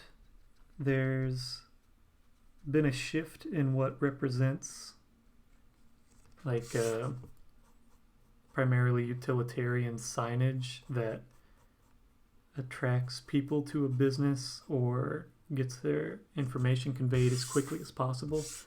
And for that, it would have in the past been neon signage, stuff that's just bright and it can animate a little bit.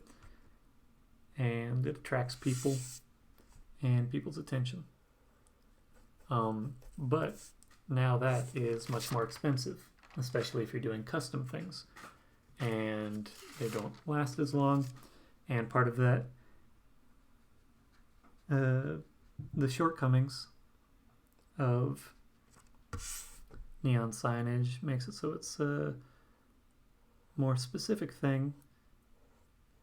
And there's a decent amount of artwork that is just using neon signs, neon as a medium that has some bit of reference to the previous usage of neon that has sort of fallen out of fashion, but walking around in areas that have a lot of foot traffic, places like restaurants and delis and businesses and grocery stores, and around here you have a lot of bodegas and that sort of deal.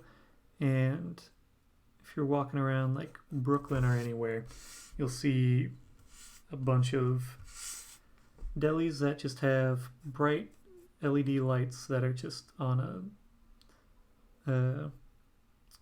like a strand of LED lights that are outside, and it's just cycling through RGB colors, and it's basically, the whole point of it is just, see, we exist. And I wanted to try and emulate some of those,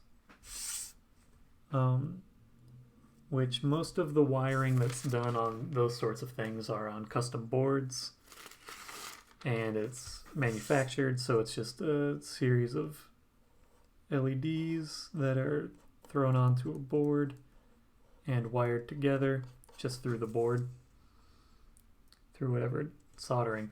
And I was like, I can do that, but I don't have any custom boards, so I'm just going to wire it all together. And it took a long time, especially because the initial LEDs that I was wiring, what I wanted to do is have TraceLoops, the logo type that I made for it, the like hand-drawn looking script of TraceLoops. I wanted to have that displayed as blinking in different ways, and to have it so the sequence of LEDs looked like it was going in a direction. And in order to do that, you need at least 3 separate circuits. Because I just bought I was going for the cheapest way to do it, which was buying a bunch of loose LEDs and then wiring them all up together. But in order to do that, I have to wire every 3rd LED in sequence and have those connect. So it would be like 3 LEDs in series, and then those wired up to a larger circuit in parallel, because I needed to... There's a drop-off voltage for LEDs, so you can't do them all in series. But if I was throwing onto it like 20 volts, I can get away, or I think it was 12 volts. I was like, I can get away with 3 white LEDs, or 3 or 4 white LEDs in series, then wired in parallel to all these other ones in this thing. But I just didn't insulate anything when I was working on it. It was just a bunch of loose wires, so I had to like bend them and clear them above one another. I'm very surprised that it did not short out a bunch of times. I got it working, but I don't let anyone else use it. And I don't leave it on unless I am in close proximity to it. But LED signs, custom LED signs, are fun to mess with, but take a lot of time and effort to wire them up if you don't have means to create a circuit board and just drop them in place.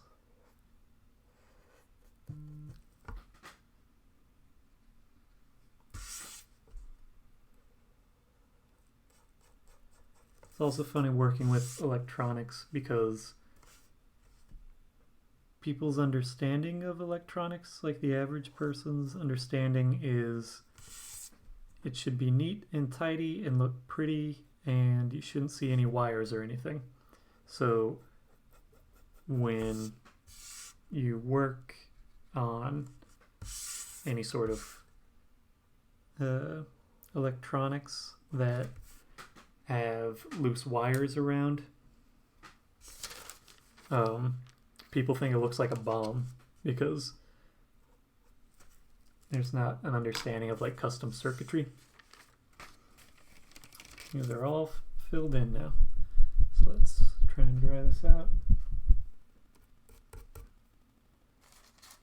And then we're just gonna continue working backwards. This one got a little bit there.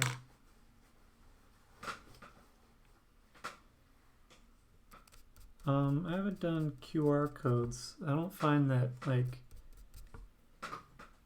Oh, I have drawn a QR code that linked to something.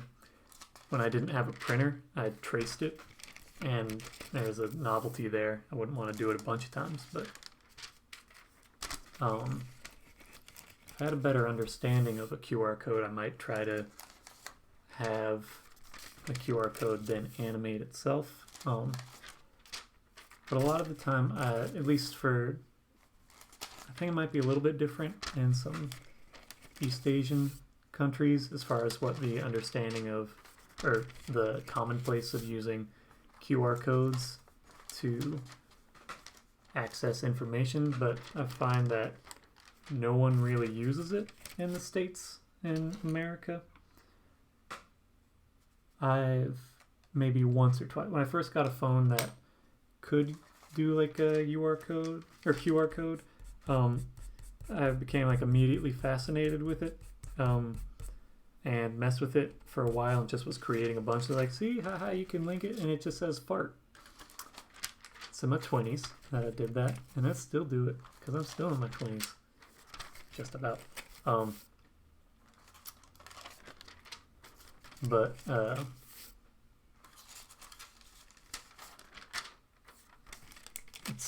it requires like an extra step or two for the person viewing it.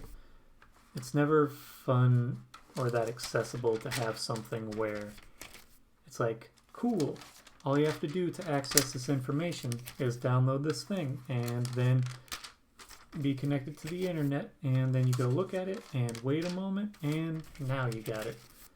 Any steps that you have, that's a utilitarian thing. I see some people use it, but I still personally don't do it. I'll never use it. I'd rather just read a menu that's there. There's a lot of augmented reality that sort of falls into that space as well, where I'm like, cool, why not just have a map?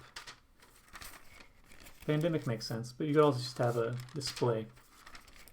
There are certain things with the pandemic that I'm curious how it will affect culture in the long term. I'm curious, at least for me, I'll be a lot more comfortable wearing a mask during any sort of time. So now I'm gonna get a little bit closer on this.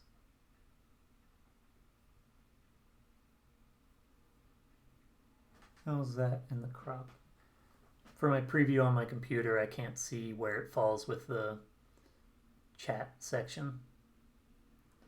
That's too far. Okay. AR and VR stuff, it's rare that I see it used in a way that feels more practical. Oh, I'll let this guy out.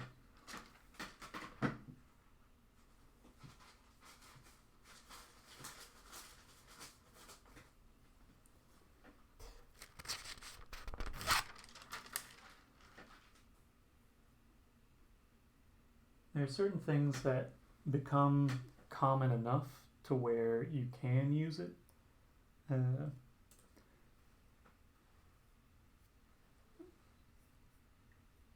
Show this guy. Like, it's generally assumed that most people nowadays have a phone of some kind and have access to the internet. It's not true of everyone, and it can be alienating for people who don't have that accessibility.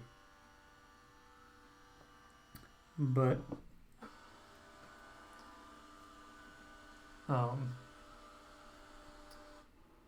Something like an email or something like that.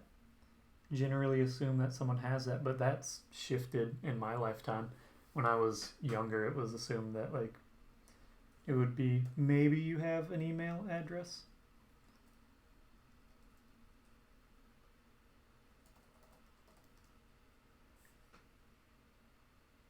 Maybe you don't. I think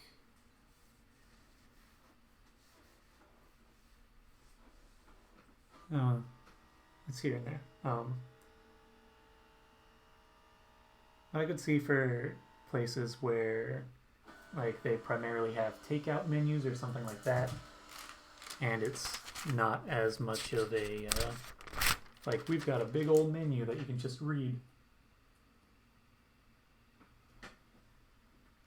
That would be more appealing and be more comfortable for a lot of clientele.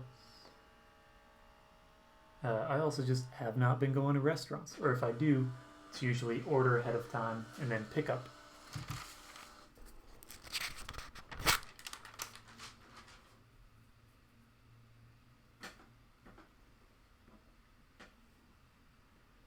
But in future, like cold and flu seasons, I'll be getting more comfortable just wearing a mask during that. I'm curious if it'll be accepted on a larger scale or if it'll die off like a generation or so in the future. I also don't know what the US is going to look like in the coming years. Things are changing. Well, things have already changed. See how things go in the coming few years. We're less than a week out from election day. I did a drop-off ballot. It's been accepted, or it's been received.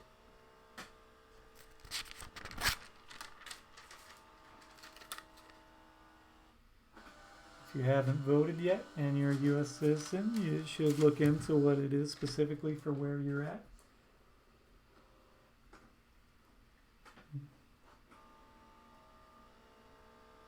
Thanks, Rex. I just like thinking about stuff.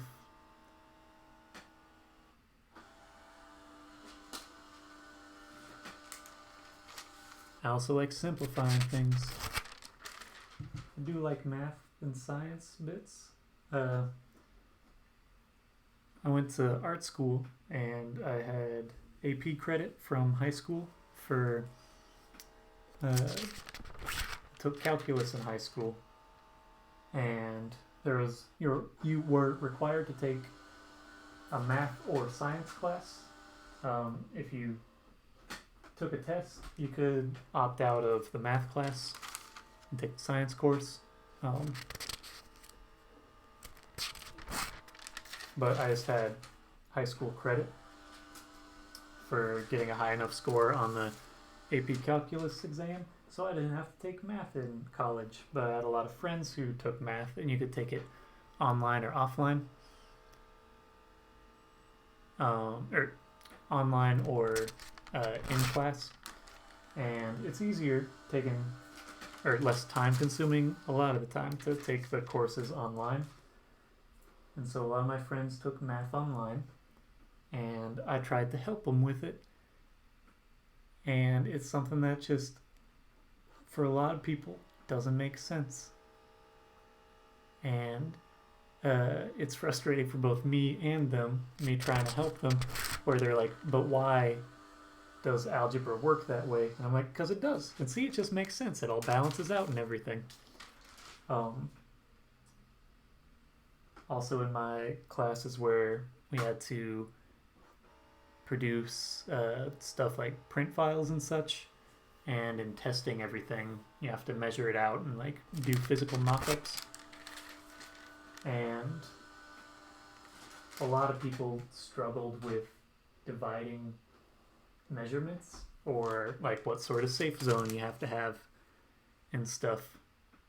Hello, Bardia. Which also, inches don't make sense to divide because you're dealing in half and quarter and eighths and sixteenths and 30 seconds. And what's half a foot? It's 6 inches. Why is that? Why is it a base of 10? The answer is, I don't know. Something that trips me up that I heard of relatively recently is the idea that the numeric system should be based not in 10 but in 12, because 12 divides into more numbers evenly. And the idea that every sort of cycle, because you understand things in base of 10, where 10 is the number where it resets, sort of.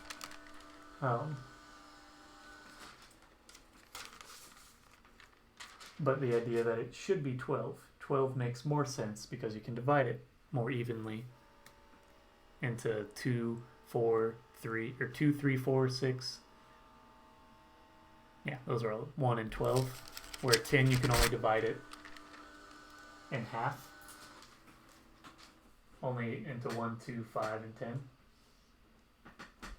But it completely messes with my sense of numbers if you have the idea that, no, you just count to 12, and 2 12s would be to be like a 20, where you could easily conceptualize it. And I still haven't quite grasped it, but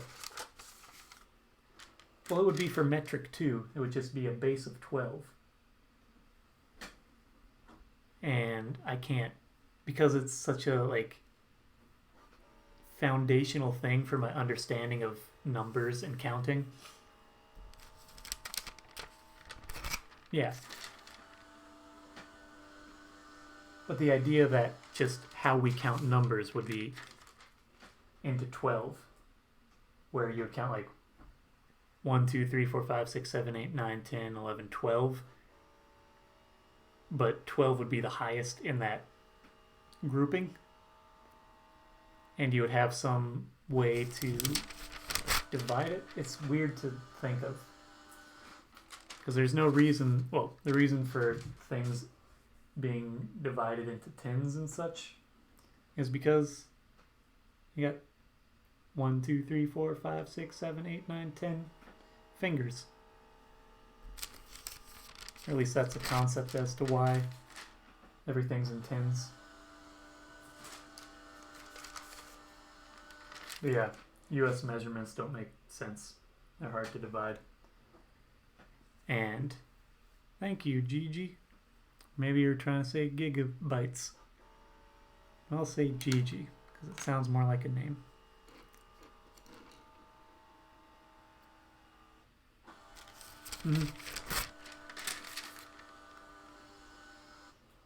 But the measurement of a foot is kind of based on, my understanding is a foot is based on the length of a foot, like a physical foot, and it's a general understanding, whereas metrics are based on sort of constants in the universe, or on Earth at least,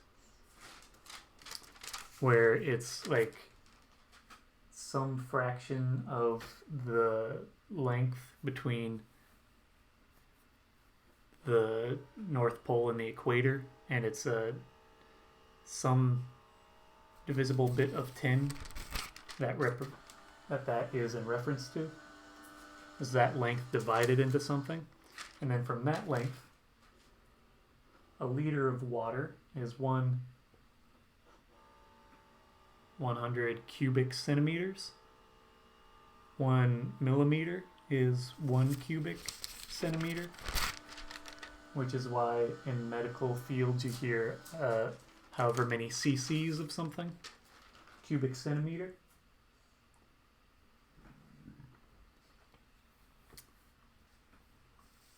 I animate kind of on the twos, but I animate 15 frames per second. So I ended up on this frame rate, this speed,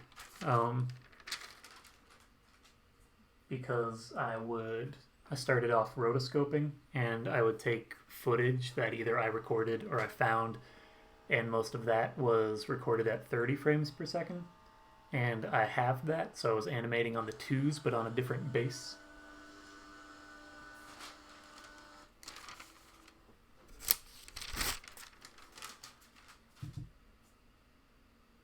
So it's got a weird sort of in between. It's like I'm animating on the 2s but not on the traditional frame rate of 24 frames per second. Where animating on the ones for that would mean that you have 21 stills for every second. Let me find these files and minimize that.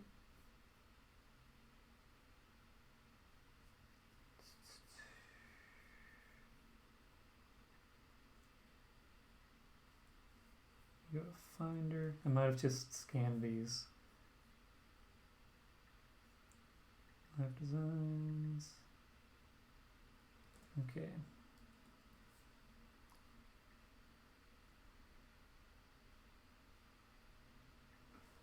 -29-20, just this Mac in general.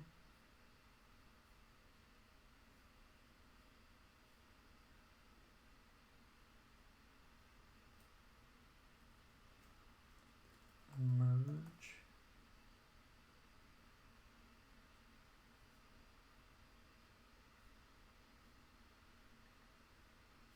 Nope.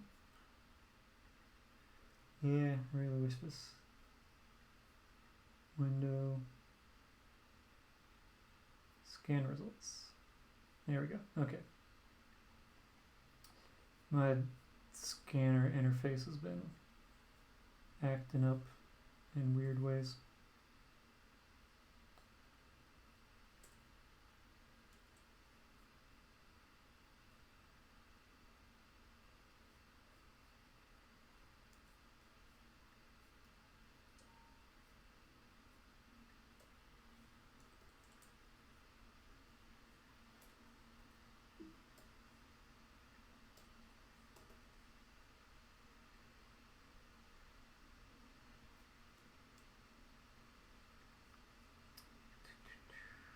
Rename.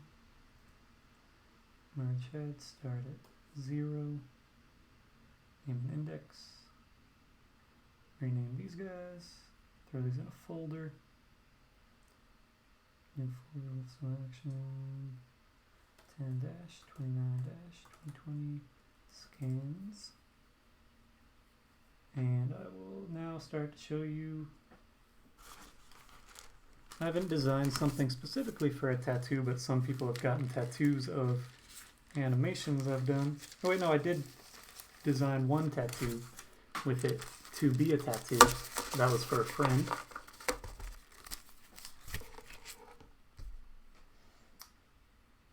Okay, here we go.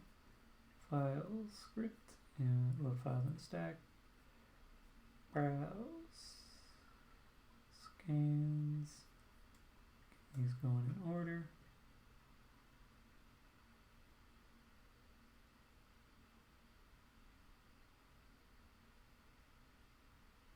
I might have scanned one of these twice. Or maybe I miscounted or mislabeled these. Wait, no, it should be 26. I'm good. I had a friend who wanted to do a tattoo along his arm, and what he did is he put his arm on a piece of paper. I outlined generally where it was at, and then I drew a design in there. He took that to a tattoo artist, and they put it on him. I personally do not have any tattoos. So more people have tattoos of my work, and actually there's a few people who have tattoos of a distorted version of my face. So I am on some folks permanently unless they get tattoo removal.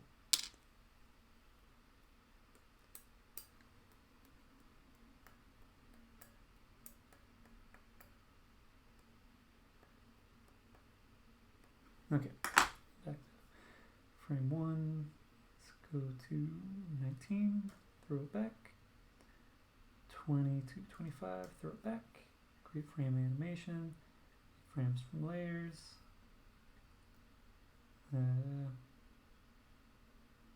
for this point in time, right, point 1, right, this is backwards, it could be backwards, first frames,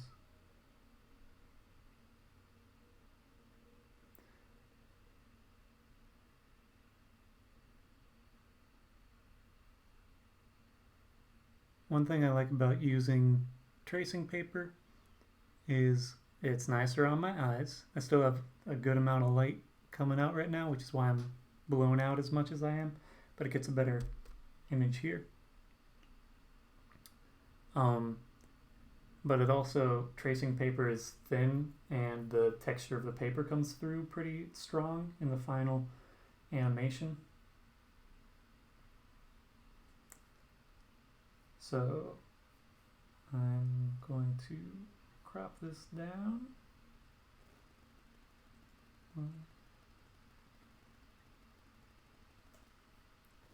Change this frame rate. Change the size.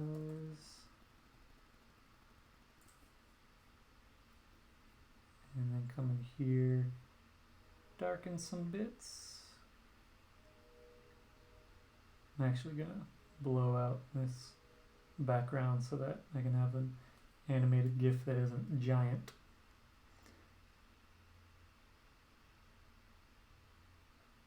I'm not familiar with Malice in Wonderland. Let's make it selective and see if it does a better job with the white. It does. It's a little bit larger. Let's throw that down in number. Selective, save. Let's make this animate GIF. Saving that bit and turn off display capture. Grab an image. This will eat up a section of the screen for a second.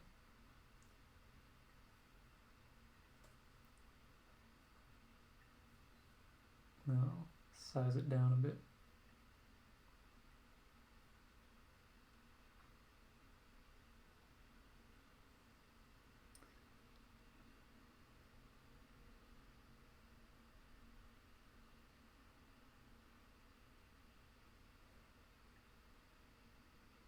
There you go.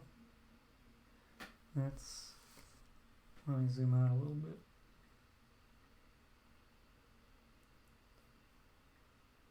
That's these guys. 26 frames is what it ended up being.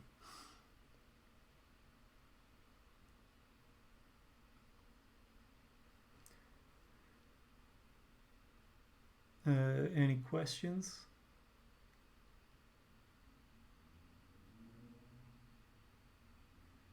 Thank you guys. I was gonna say thank you all. Started with a G sound, so. This one I've been working on for about 2.5 hours and some change, a little bit longer. That's because it's done by hand and ink and kind of slow.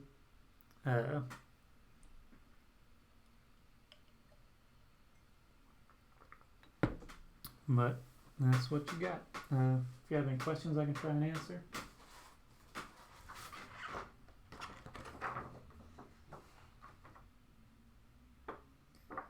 So decent print.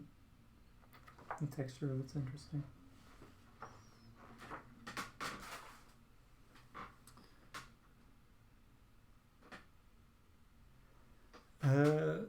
I've been doing face sort of stuff like this for like 5 odd years.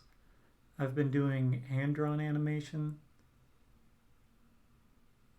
for like 8 odd years, maybe 7, 8 years.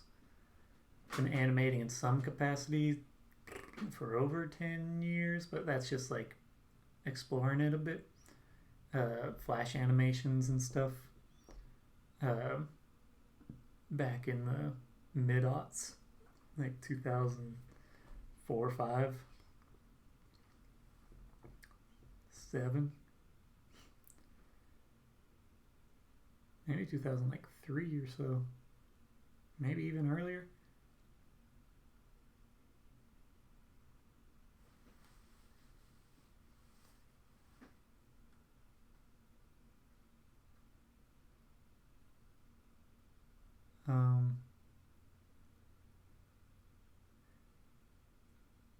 I like doing black upper lip just because if I outline it, then it doesn't have as much of a sense of form. Having the sort of like bridge of the nose either covered or being the nose is how I tend to go. It just means that I work from home instead of my studio space more so. And I'm not meeting up for lunch with people. So I'm not hanging out directly with my friends, but I'm still eating lunch alongside them like once a week. It's meant that I think more people watch my live streams because people are in a space either working from home or maybe not working at all. I don't know. So I think more people have been watching a bit and had a little bit more interest in working from home on things like I'm doing. Trying to see it as more accessible in that way. It's made it so sometimes I'm feeling more anxious about things in general. It's not specific to COVID stuff, but just the state of the world in different capacities. And working on things that has a little bit more predictability. It's a nice feeling there.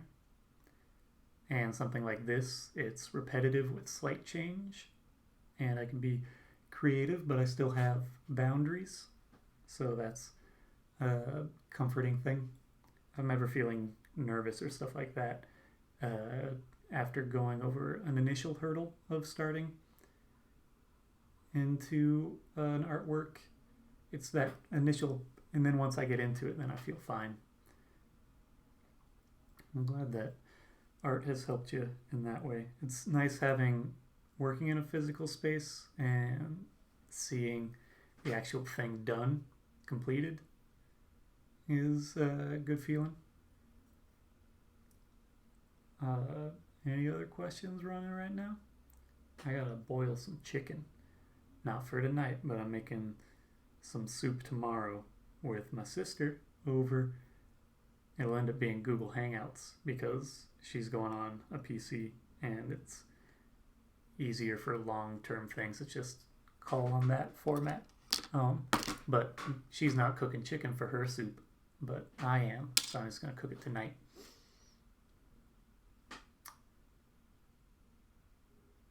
Any other questions or stuff? Yep, chicken.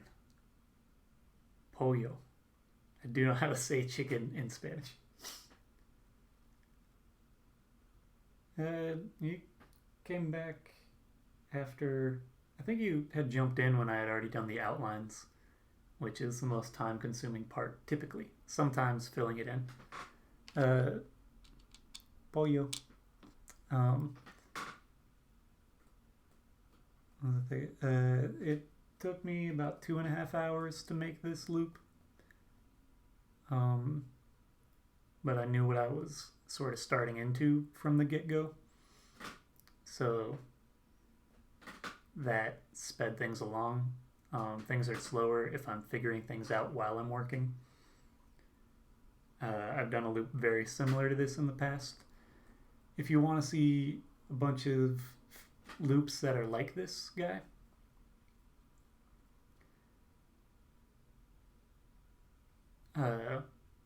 then go to stickers and GIFs.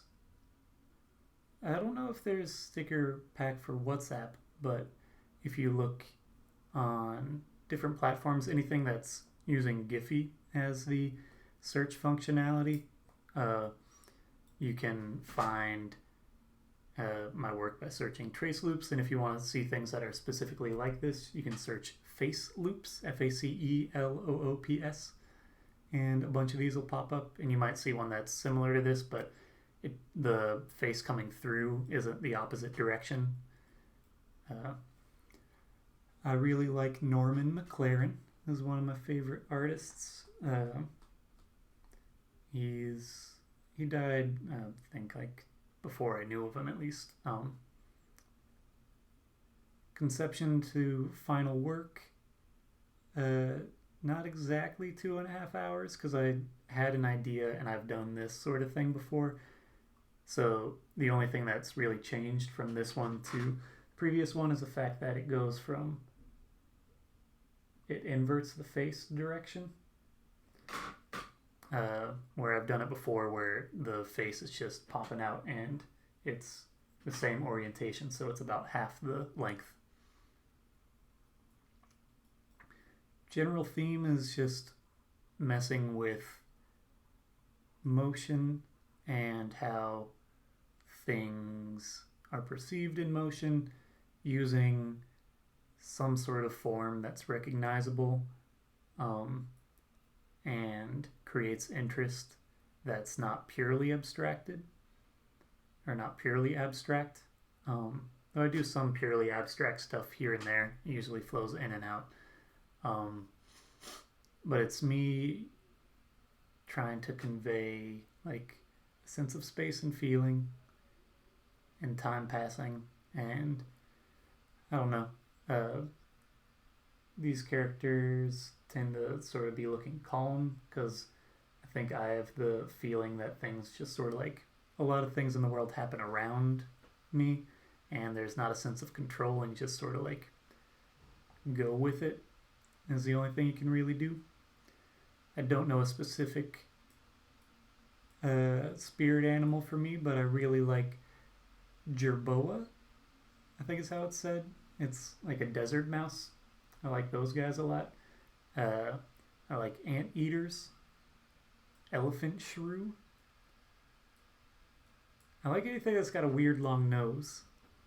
I'd realized that, and then I just realized I also like hummingbirds, which is another like elongated nose. Anteaters. I like that anteaters sort of have a shape to them that doesn't create a distinct front or back. I don't have any dreams in my animation.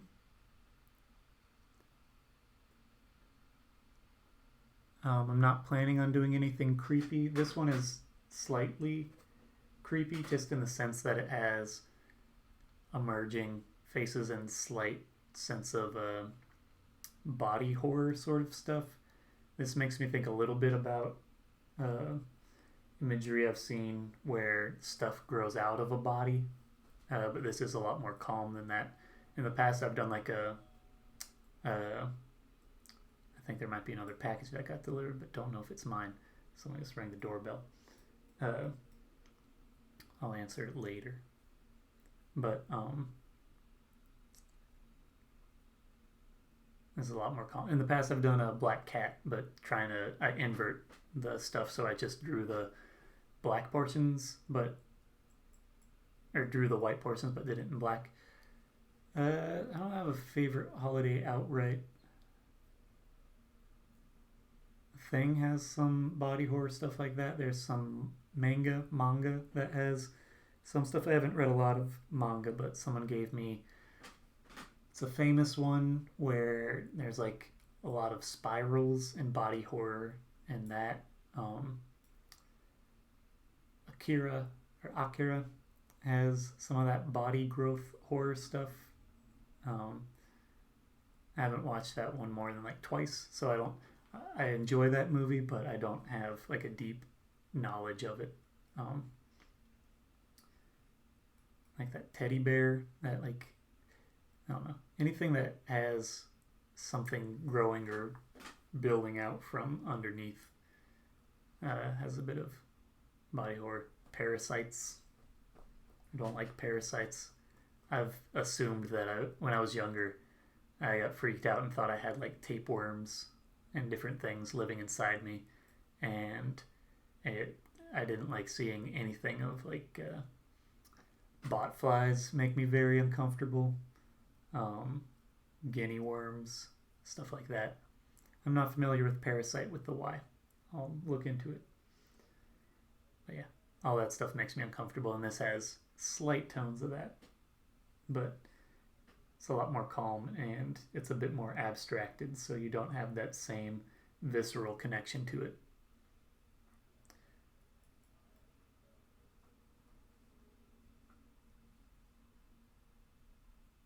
Willy Wonka freaked me out a bit. That's understandable.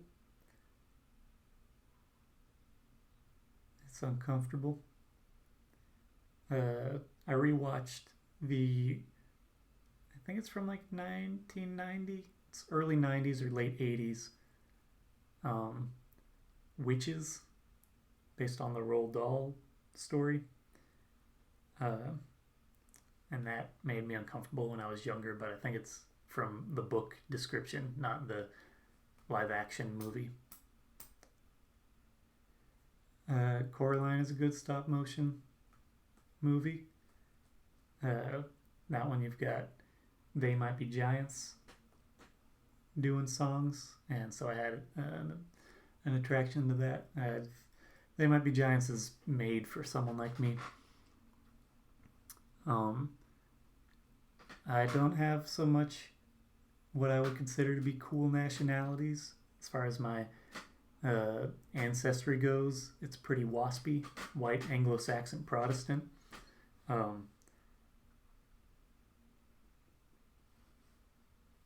My family history, my mom's side of the family moved to North Carolina a while ago, settled there as Protestants from I think Wales, somewhere in the UK.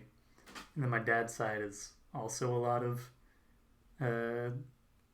British, United Kingdom, and then a little bit of Dutch. You like 80s, you like Cronenberg stuff. You ever watch like Videodrome? No, I'm not. I like seeing Debbie Harry in there, but not such a big fan of seeing James Woods around.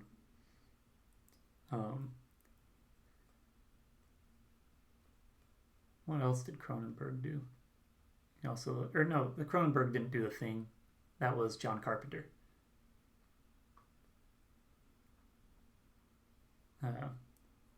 Those have a lot of practical effects and body horror sorts of bits.